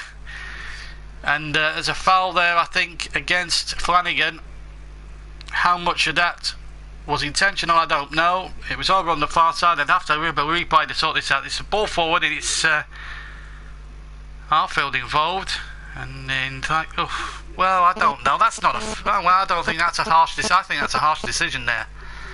I think they're looking for that a little bit. So it's a free kick to Accrington. It's going to be taken by McConville. So Man City through to the group stages of the UEFA Champions League. Easily 6-0 winners over 2 legs. They didn't have to do too much. O'Sullivan, he's gone down with a bit of cramp. He's actually been, along with Parish, one of Accrington's better performers tonight. But I have to say, some of the gamesmanship from the lower league side has been a disgrace, to be quite honest. And listen, I've got a lot of respect for Accrington Stanley as a football club and what they've been through and everything else. But some of the tactics, and I think they bought 1 or 2 decisions and bought 1 or 2 yellow cards. They should have been down to 10 men. And I've got to be fair, it's hard. I'm saying it honestly. I'm saying it how I believe it's got to be said, and I think they've got away with a few tonight. So there's going to be a change here with 5 minutes gone. John O'Sullivan, who's done really well today. Let's be fair. If he took the law out of his name, he'd actually be the same name as the man, the late great John Sullivan, who wrote the best sitcom ever written, Only Fools and Horses. It's John O'Sullivan who makes way. We'll get into who that might be in a second or two. And Stanley have a free kick, and it's McConville to take. It's a cheap free kick that's been awarded to them. and it's thankfully going to come to nothing in the end. Although it's going to be a Stanley throw, so the torture isn't over yet for Burnley, which is always a worrying aspect. Coming up towards 11 minutes gone in the first half of extra time. Pearson with a long throw and not cleared away enough. Oh, and I think it might have been Davis, the substitute, who's just replaced O'Sullivan. He had the shot. I think he might have got a little deflection there, but well, if that had gone in, I would have been absolutely, but I don't think Pope could have done anything about it. Just loops over the crossbar. It would have been a goal that Accrington have barely deserved on the balance of play, but they still have a chance here from the corner, from the near side. In towards it goes. Pope, I thought, was fouled, and again the ball played back in there by Davis, knocked away once again. Still Accrington keep it alive inside the penalty area, and this time Dawinka can let that go for a goal kick. But I thought Nick Pope there was being fouled in the penalty area again. Tony Harrington, what is he playing at, this referee? Sean Dyche, I mean, what has he got to do? What does his side have to do to win a decision these days?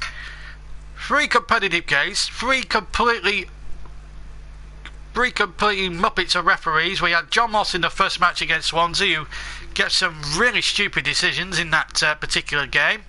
We had Lee Mason for making some basic refereeing decisions, even though Burnley were to win the game. And we've had this guy here, Tony Harrington, who's been an absolute, well, he's made the other two look like world beaters as referees, I have to say. 12 attempts apiece during the match so far for both sides. Accrington have had 3 on target, Burnley have had the 4, and they should have been out of sight by now, Burnley, there's no doubt about it. Sometimes I just feel as if referees don't give Burnley a fair deal in terms of decisions, and I think Tony Harrington has lived up to, I'm afraid, to that billing. Dawika with a good, strong, robust challenge. Nothing wrong with that at all. And here's Arfield down the right-hand side. Surely something's going to come of this now. Arfield shoots. And yet again, Elliot Parish makes a fine save. You just get the feeling it might be his night. We're credit to Scott Arfield. Wins the ball. Good challenge there. Dispossesses his man. Gets the shot away. And Parish has to stretch a little bit. Burnley have a corner. Curled in. Surely this time, no. He might get a second opportunity. No, it's hooked away by Accrington. Oh my days. And it's been hooked into the Jack Barrett Memorial Stand for a throw to Burnley on halfway. Well, just 10 yards inside the Accrington half. So it's inside the last 2 minutes of the first period of extra time. As things stand, we're going to penalties, folks. Oh my goodness, it's 9:53 in the evening. I thought I'd be hanging up my commentary mic by now, but it's not to be. It's going to be a long old night. Burnley 0, Accrington Stanley 0 in the second round of the League Cup. And to be perfectly honest, we don't make it easy for ourselves. We never have done, we never will do. And that's the beauty of being a Burnley supporter, I suppose. I say beauty, but here come Burnley now, looking to win it now. Surely this time Gray's got away from his man, and that's in! Andre Gray has scored, but he's disallowed it! How on earth has he disallowed it? That is a terrible decision from Tony Harrington. How on earth can you give a decision like that? How on earth is that a foul? No way am I having that decision. Look at that, that's a foul on Gray. Gray's used his strength, and in my opinion that's a fair goal. And Tony Harrington, what a dreadful decision. What a dreadful decision that is. Another bad decision, and I make it 7 or 8 bad decisions he's made against Burnley tonight, Harrington.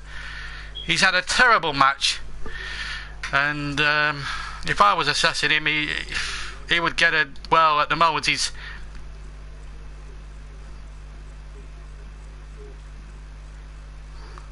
He get a nought out of 10 as far as I'm concerned. Absolutely terrible, I'm afraid.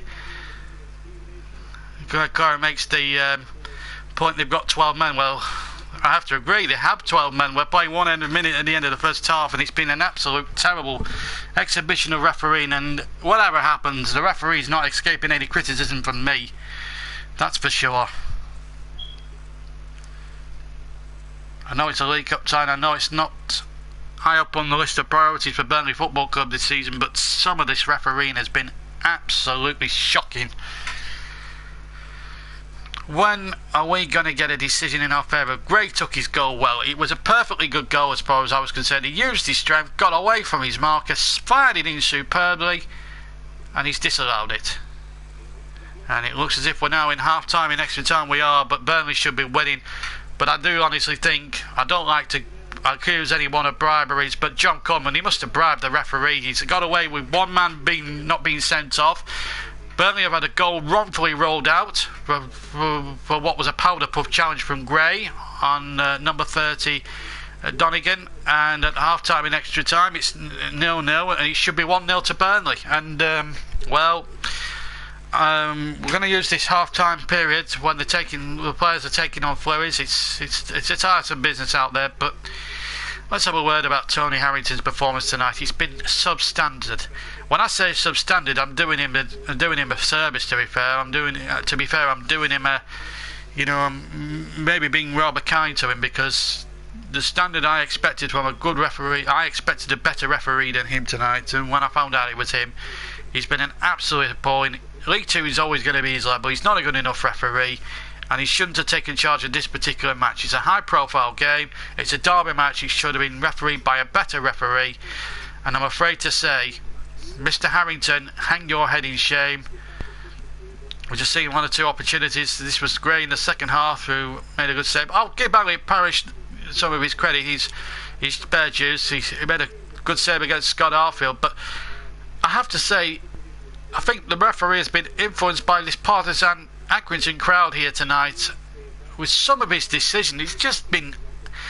It's not because he's made bad decisions that irk me. He's made the basic decision. He's got the basic decisions completely, utterly, and dreadfully wrong. The yellow card that was given to McCartan when it should have been a red card. A clear goal that should have been allowed, which wasn't. They swapped round now for the second half. But even if Burnley go through tonight, the referee, I'm afraid, will get no Christmas cards from me whatsoever, because his performance, if I was assessing him, he'd get 0. No, if he was getting 3 about 15 minutes ago, a mark out of 10 over 3, he's certainly getting a big fat 0 right now. We're back with the game, and it's Burnley attacking the goal to our left in the second half of extra time. George Boyd, incidentally, has come on as well for Burnley, presumably replacing Jutkiewicz. Well, not before time. Jutkiewicz has been terrible in front of goal again tonight, and people will probably tell me that differently, that they haven't had much game time. That's an absolute excuse. Still 1-1 at Craven Cottage between Fulham and Middlesbrough, and that looks like going all the way as well in that game. Fulham have just had one cleared off the line. It's a free kick to Burnley. It's going to be taken here by Goodmunson. Swings it into the mixer, chested down, but just couldn't find Boyd in the end, and Accrington can get it away. Let's just give a slight quick check now. There's just a little breaking play. Let's see what's happening in the cricket between England and Pakistan. It's been won by England, in fact, by 44 runs. They were in no further play, so they've actually won the game by 44 runs under the Duckworth Lewis method. The next game is on Saturday down at Lords. So a disappointing end to that one-day international down at Southampton. Rain had put an end to things there, but England have won by 44 runs, although they would have liked to have finished it in much better circumstances than with the aid of the weather. Well, so there's problems with the weather at Accrington, where it's still 0-0, amazingly, with some amazing decisions. I'll never come away from commentating on a football match, and I thought I'd seen some substandard referees in my 25 years of watching and commentating on football, man and boy. But I'm afraid some of the refereeing, I thought if some of the refereeing that in the Euros was shocking, I think the referee must have taken... Why are we not getting higher profile referees under these sort of derby games? Tony Harrington is quite clearly shown, in my opinion, that he's incapable, and Boyd has been easily dispossessed again. Overstad now. Burnley have just got to quicken it again. That's another poor ball. This time Aidan O'Neill is, to be fair, not put too much of a foot wrong. But they're just tired-looking passes now. Burnley just got to get the intensity back again. We don't want penalties, folks. I just don't want penalties. But here comes Derek. If that's gone out of play, that's another terrible decision. How many more of these appalling decisions are we going to see? It's a red card offence again, Lacey. It's two-footed, referee. How can you not see that? This referee has been an absolute disgrace. I'll tell you what, he will get criticised by me, whatever happens, because some of these decisions have been an absolute appalling. I'm sorry to keep harping on about him, but these are... I mean, people will tell me, as we see a ball crossed in again, good save by Nick Pope. I have to say, I've been really a little bit critical of him, but he was needed then when he was then. So that was a really good save. Now Burnley tried to go through the other end. But I tell you what, this referee has been an utter joke throughout. This is it again. This is the replay. Good work down the side and a lovely cross by Donegan. And again, it should be taken there, but it was a great save. In fact, it was Ronnie Bocco, I think, who got the header at the back stick. And, well, he scooped that one out. Did it really well, did Pope. Ronnie Bocco, the stalwart of Accrington Stanley, so close to nicking a game that they barely deserved to be in. Cramp again for one of the Aki players. I don't know who it is. I can't tell whose number it is, but see if there's been any more comments being made. Mike Clarets, well, I'm not going to tempt fate by saying that. He says, I'm going to risk ridicule by saying it now. This has gotten us losing penalties all over, I'm afraid. I hope we're to be proven wrong. Well, let's hope so, Mike Claret. Otherwise, there will be criticism, not just to certain players tonight who should have buried this cup tie for Burnley, but the referee as well. He hasn't helped matters. Here's Scott Arfield now for Burnley. Comes for Flanagan. Thought he might have had the shot then, but he's come to Gray. Gray gets the shot in, and it comes here. Stanley have never beaten Premier League opposition in any cup tie. They came close in 2006-07 against Watford, and they actually took Watford all the way to penalties at Vicarage Road that particular season. Ball losing on penalties. There's Gray inside the area. It will be a corner here. 10 minutes of extra time to play. Surely one goal's got to decide it now. Let's just see again that save from Nick Pope. Tired bodies out there, tired minds. One mistake now could prove fatal for either side. Nick Pope was concentrated on that save. Here's Gudmundsson with the corner now, and that's a terrible corner. You know, these are fine margins, these games. Here's O'Neill, halfway line, now to the left hand side. Surely something's going to come from Burnley now. They put a lot of effort and energy into this game and deserve something from it. They've been the better team in the Premier League outfit, excuse me. But even if we do go out on penalties, I'm not going to blame anybody in a Burnley shirt. I will focus my attention on the referee. And John Coleman, if he says at the end of the game, if they do go through and they deserve to win, they don't deserve to go through. And I'm not saying that because I'm sour grapes and everything, because it would be sour grapes, but some of those refereeing decisions have been an absolute disgrace, and he's benefited from more or less every single one of them. I'm sorry to say that, but that's my opinion. And apparently that Accrington and Burnley are now ball number 29. So if we do, by some miracle, get through tonight, we are ball number 29. 9 minutes to go. Turf Moor at the Crown Ground holds its breath. Fulham 1, Middlesbrough 1 is back underway now in the second period. We've got 9 minutes to go, and then it could well be a penalty competition.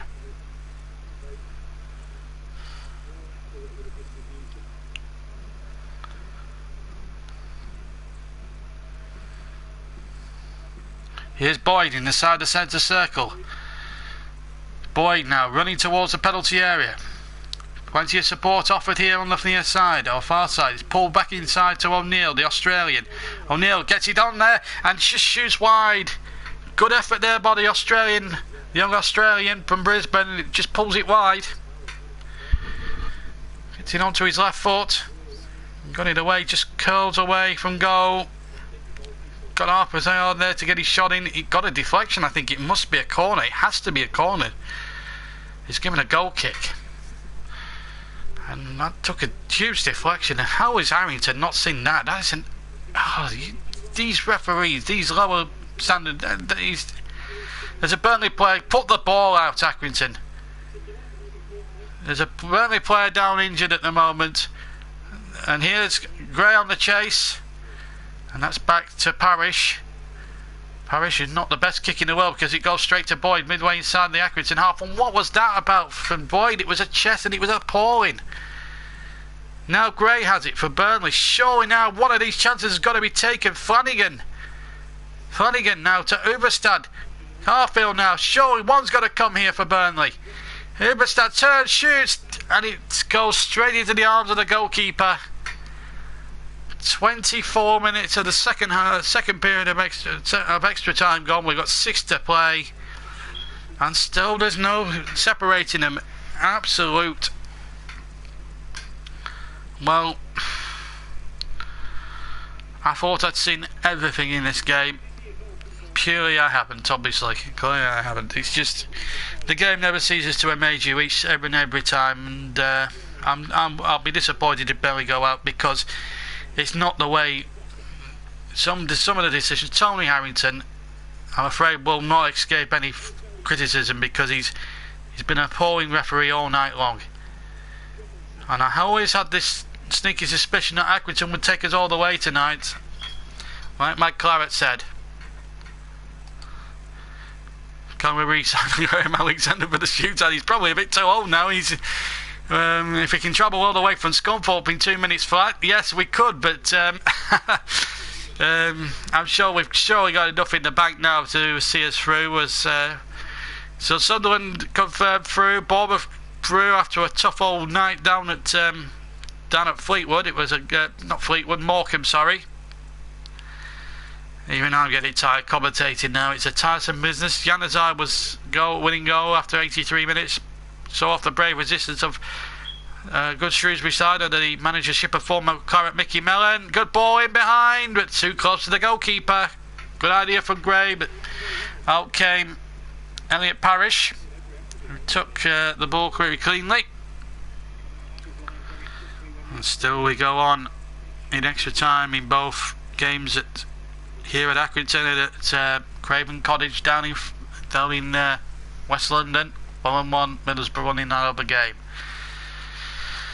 Here it's still annoyingly 0-0. Burnley should be winning this cup tie out of sight by now. That's going to fall for Pope in the Burnley goals on debut today, of course. 1 or 2 questions have been asked of him. I've questioned 1 or 2 bits of position, but when he's had to make a good save, Pope, he's done pretty well when he needed to, and that save from Ronnie Bocker was pure genius. 4 minutes now to go of extra time, plus any time added on, and then it's going to be a penalty competition unless a goal can be scored in the time that remains. Here's Scott Arfield now on the right hand side, the far side as I look at it on the television cameras, and then it's given away again.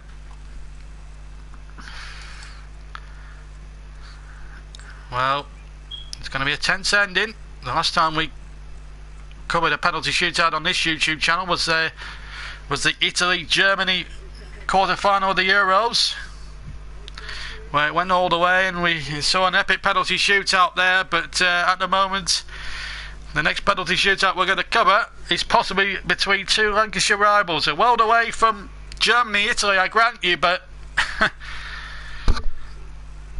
you couldn't get a more contrasting 2 penalties. You couldn't get more contrasting that sort of thing as Gray goes forward, and again, good breaks again from Gray, but just there's no way through at the moment. And Accrington Stanley here, despite some sympathetic refereeing their favour, stand on the brink of possibly being the headline act of the second round of the Capital One competition. Still 0-0, amazingly. Fulham have scored. Fulham could be going through 2-1 against Middlesbrough. Could be a decisive moment in that game at Craven Cottage. Middlesbrough could be the 3rd Premier League team exiting this season's League Cup. Burnley will have to get on their A game now if they don't want to become the fourth Premier League team possibly to be leaving the competition. It looks as if Fulham might just win it there on the night. Aita Karanka looks as if his League Cup interest is going out. It's Lars Viggen Christensen, some name there to pronounce. He's got the goal after 113 minutes. They're just a little bit behind us at Craven Cottage. 2 minutes of normal time and extra time to go. Accrington Stanley 0, Burnley 0. Amazing. This game is going all the way here. You've just got this feeling, unless a goal comes now from Beckles. Beckles now crazied out to the near side. And Hewitt gets the crossing. Surely not. Headed away by Tarkowski. Then back in there with interest there by the number 30 Donikian. Confirmation of the Fulham goal by Christensen. Fulham 2-1 up. Accrington have it midway inside Burnley territory here. Here's Beckles, who made one or two good interceptions. Now Hewitt, maybe Accrington have just played for penalties here. Or are they? They're playing it towards the penalty area. Good challenge in there. Now Flanagan needs to use all his experience. Remember, he got to the final last year. Remember, he played in the final and came winning a penalty and winning it again for Liverpool. Surely he should be out there. And another foul there given against Darwinka now. And this is really, it's stressful, this business. Last minute of normal time of extra time. And dare I say it, it's going to be a penalty competition. Like Claret says, Lancashire derbies are never straightforward, are they? Well, I did say at the start that Matt Claret, Dyche has a good record. He's only lost one Lancashire derby in open play, and that was to Preston last season 2-0. And they were lucky to win that one. And here come Accrington inside the penalty area. It's all a bit of a scramble. And Burnley haven't cleared their lines. Oh my goodness, it's gone in! I don't believe it! It's Pearson! And a bar break for Burnley! I don't believe it! I just simply do not believe my eyes! Burnley are going out of the cup! And it's Accrington Stanley and joy on the chairman's face. It's Pearson who's broken Burnley hearts in the last seconds of extra time. How on earth do we do it to ourselves in a game that we barely deserved to have been in a game that Burnley should have been out of sight? We failed to clear the lines. Nick Pope, question marks about the positioning. I think he left half his goal wide open. Disgraceful goal for Burnley to concede. Joy for Accrington Stanley, but they're very fortunate to be winning this game, in my opinion. Burnley don't deserve it, and I've got to say, I'm going to rant about this after the game. Tony Hamilton has contributed in this to the defeat, and it's going to have serious repercussions. The goal was timed at 29 minutes 46 seconds. It's a disgraceful evening for Burnley Football Club. Really is. Terrible to be knocked out by a team from the third tier. They're going to grab the headlines, but they don't deserve it. The referee has helped them. I could count 10 decisions on my own fingers that he's got wrong in favour of the fourth tier side, and as a result we're going out the cup. Absolute disgrace. It's a free kick now to Accrington Stanley. Under normal circumstances, I'd like to say, enjoy your moment, Accrington, but I'm afraid to say you've won it by cheating. Free kick it is to Burnley. Pope is forward from the back. We might as well throw everything at it now. But it's a disgraceful way for Burnley to go out to the cup, if it is to be that way. Burnley now with it all to do. If they're going to force penalties, Gudmundsson takes it. Pope going for it, and it's gone out for a goal kick. And the referee will let Accrington waste a lot of time here.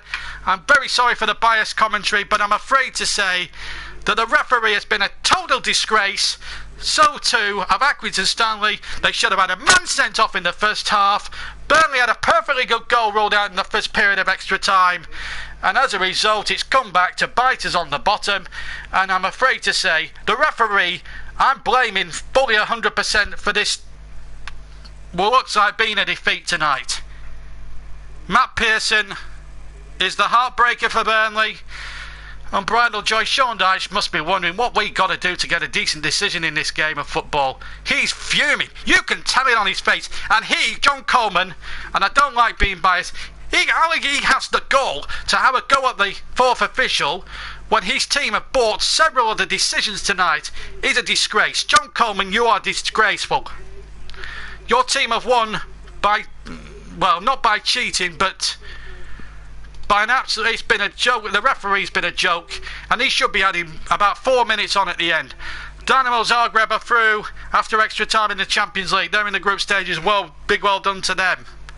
Absolute disgraceful. They have been conned, these Burnley fans, by a referee who should not even be refereeing in this sort of game. Lacey, absolute joke. He's done that to waste time. And I'm beside myself with frustration here. I don't normally get frustrated when I'm commentating, but this referee has really has got right up my nose right now. Decision after decision he's gone against Burnley for nothing. A perfectly good goal disallowed. A red card that should have been given in the first half. He can smile, the chairman of Accrington. He can smell the money. He can smell a Manchester United coming his way. But they've won it in the most unsatisfactory manner as the whistle goes and there's unbridled joy around the ground. But how cruel! Because Burnley have lost and the officials, let me put it this way, have simply, in my opinion, have not done their job properly. Because they should have been out of sight, Burnley. They should have been in front in extra time, but for a poor refereeing decision. Accrington should have been down to 10 men. But Tony Harrington, the ridiculous referee he is, made a poor decision, kept the man on. And as a result, the referee has sort of given Accrington basically a bye in the next round. I'm not saying this out of sour grapes, I'm saying it out of pure honesty. The referee was a joke tonight, and it's cost Burnley again.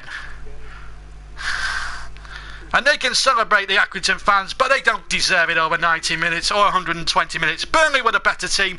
Burnley should have won the game by more than one goal tonight. Gray had a perfectly good goal disallowed.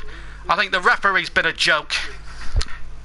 And I'm absolutely fuming. They don't deserve to be through, Accrington. That they are through. Fulham have gone through as well against Middlesbrough. So ourselves and Middlesbrough, the latest Premier League teams to bite the dust in the cup. I know it wasn't on the list of our priorities, but I am fed up.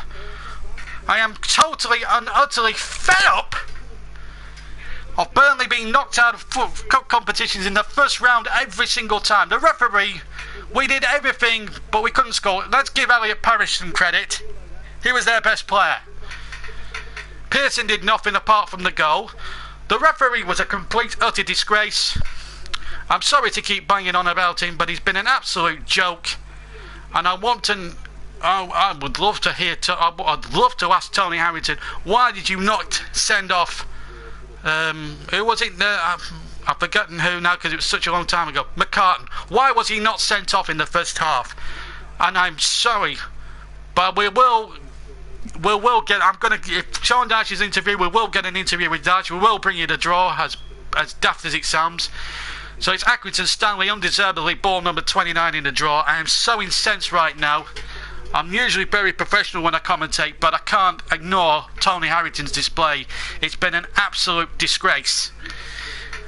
Accrington will get the headlines for sure, but they've been helped by some stupid refereeing tonight. Middlesbrough have gone out as well. But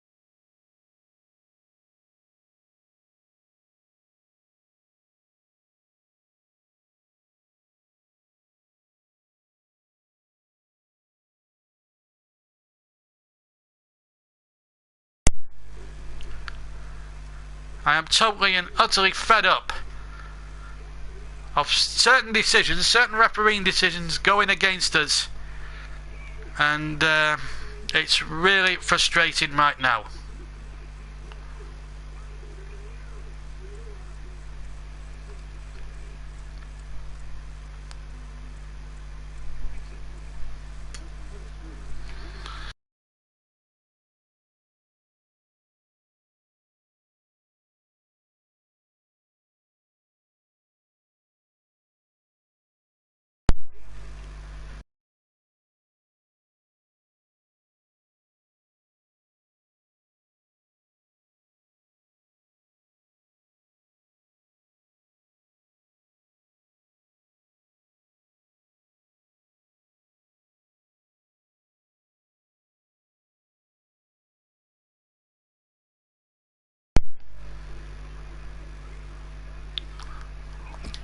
Oh, I'm sorry that we've lost a bit of sound there for you.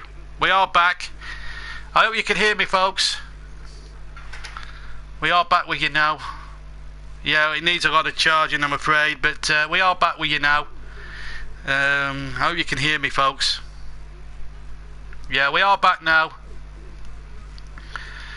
Well, it's a terrible way for Burnley to go out, and I am very, very disappointed that we are out of the cup. One of these, as I said before, Nicky Hardy says hi back. You know, I want to give Accrington fair dues, but how really can I give them credit when they should have had one man sent off? They should have lost this by 3 or 4-0. I don't want to downgrade them in any way, shape or form, by the way. I am just so incensed that our team again miss out on terrible decision making. Poor defending, I have to say, on the goal. And I'm terribly, terribly upset with the referee tonight. I don't usually get this pumped up and hyped up and passionate when I'm commentating usually, but I'm afraid to say the referee needs to look at hard and long in the mirror, because I'm afraid to say he was appalling. And now we're going to go over to the draw for the next round of the cup. Here we are now. Listen out.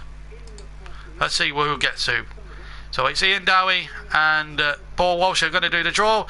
So let's get over to London for the draw for the third round, which Burnley sadly will not be part in it thanks to some bad refereeing. Here is the draw. 50, just some of the numbers there for you. Paul Walsh is going to do the home numbers. Ian Dowie is going to do the away numbers. And if you give them a stir, first of all, give them a shuffle. And away we go, Paul, with the first home team. Oh, just about reached. Number 19. 19 is Nottingham Forest. Number 1. Nottingham Forest will play Arsenal.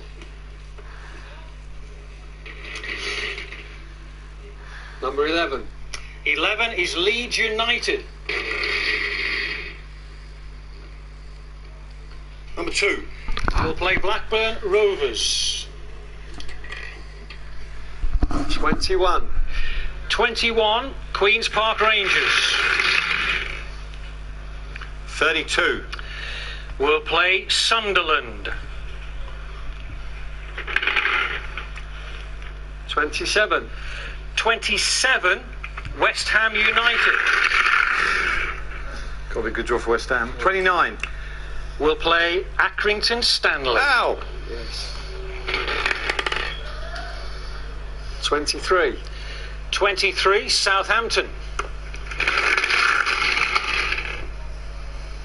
Number 6. 6 is Crystal Palace. 25. 25, Swansea.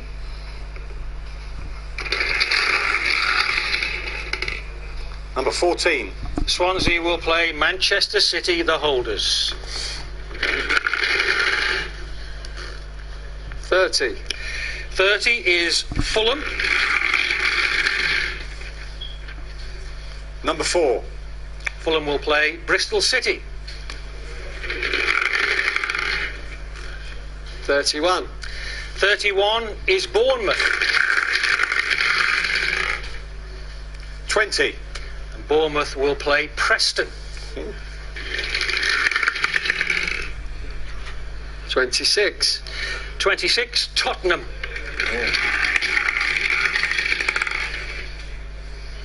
Number 9.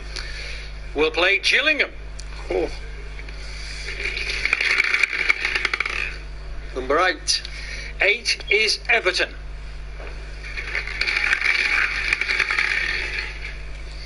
18. Everton will play Norwich City. Number 7. 7, Derby County. Number 13. Will play Liverpool. 17. 17, Northampton. Are going for a home draw for them.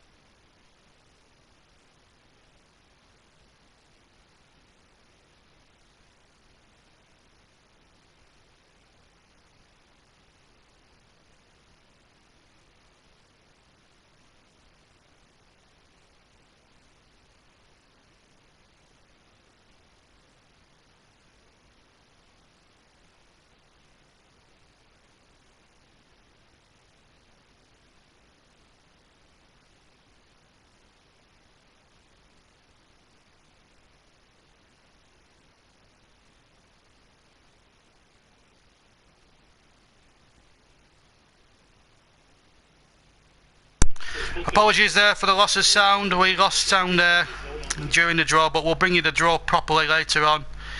And we lost audio, but we are back again. They're interviewing the man of the moment, John Coleman. I say man of the moment, he's a bellend of the piece as far as I'm concerned. They took the chances, to be fair. I mean, Pro Gamers makes... if you want to comment before we leave, we're not done yet. We're waiting for Sean Dyche's reaction if we do end up getting a reaction from Sean Dyche. As soon as we get Sean Dyche's point of view, then we will bring it to you here. But I mean, the only person in my opinion that takes any credit from Accrington out of this game is goalkeeper Parrish. He made some very good saves and some worlders, and I'm sure there'll be some people out there. He was man of the match for Accrington Stanley, in my opinion. But John Coleman, he can look as smug as bug in a rug, but he's been helped by some generosity of refereeing.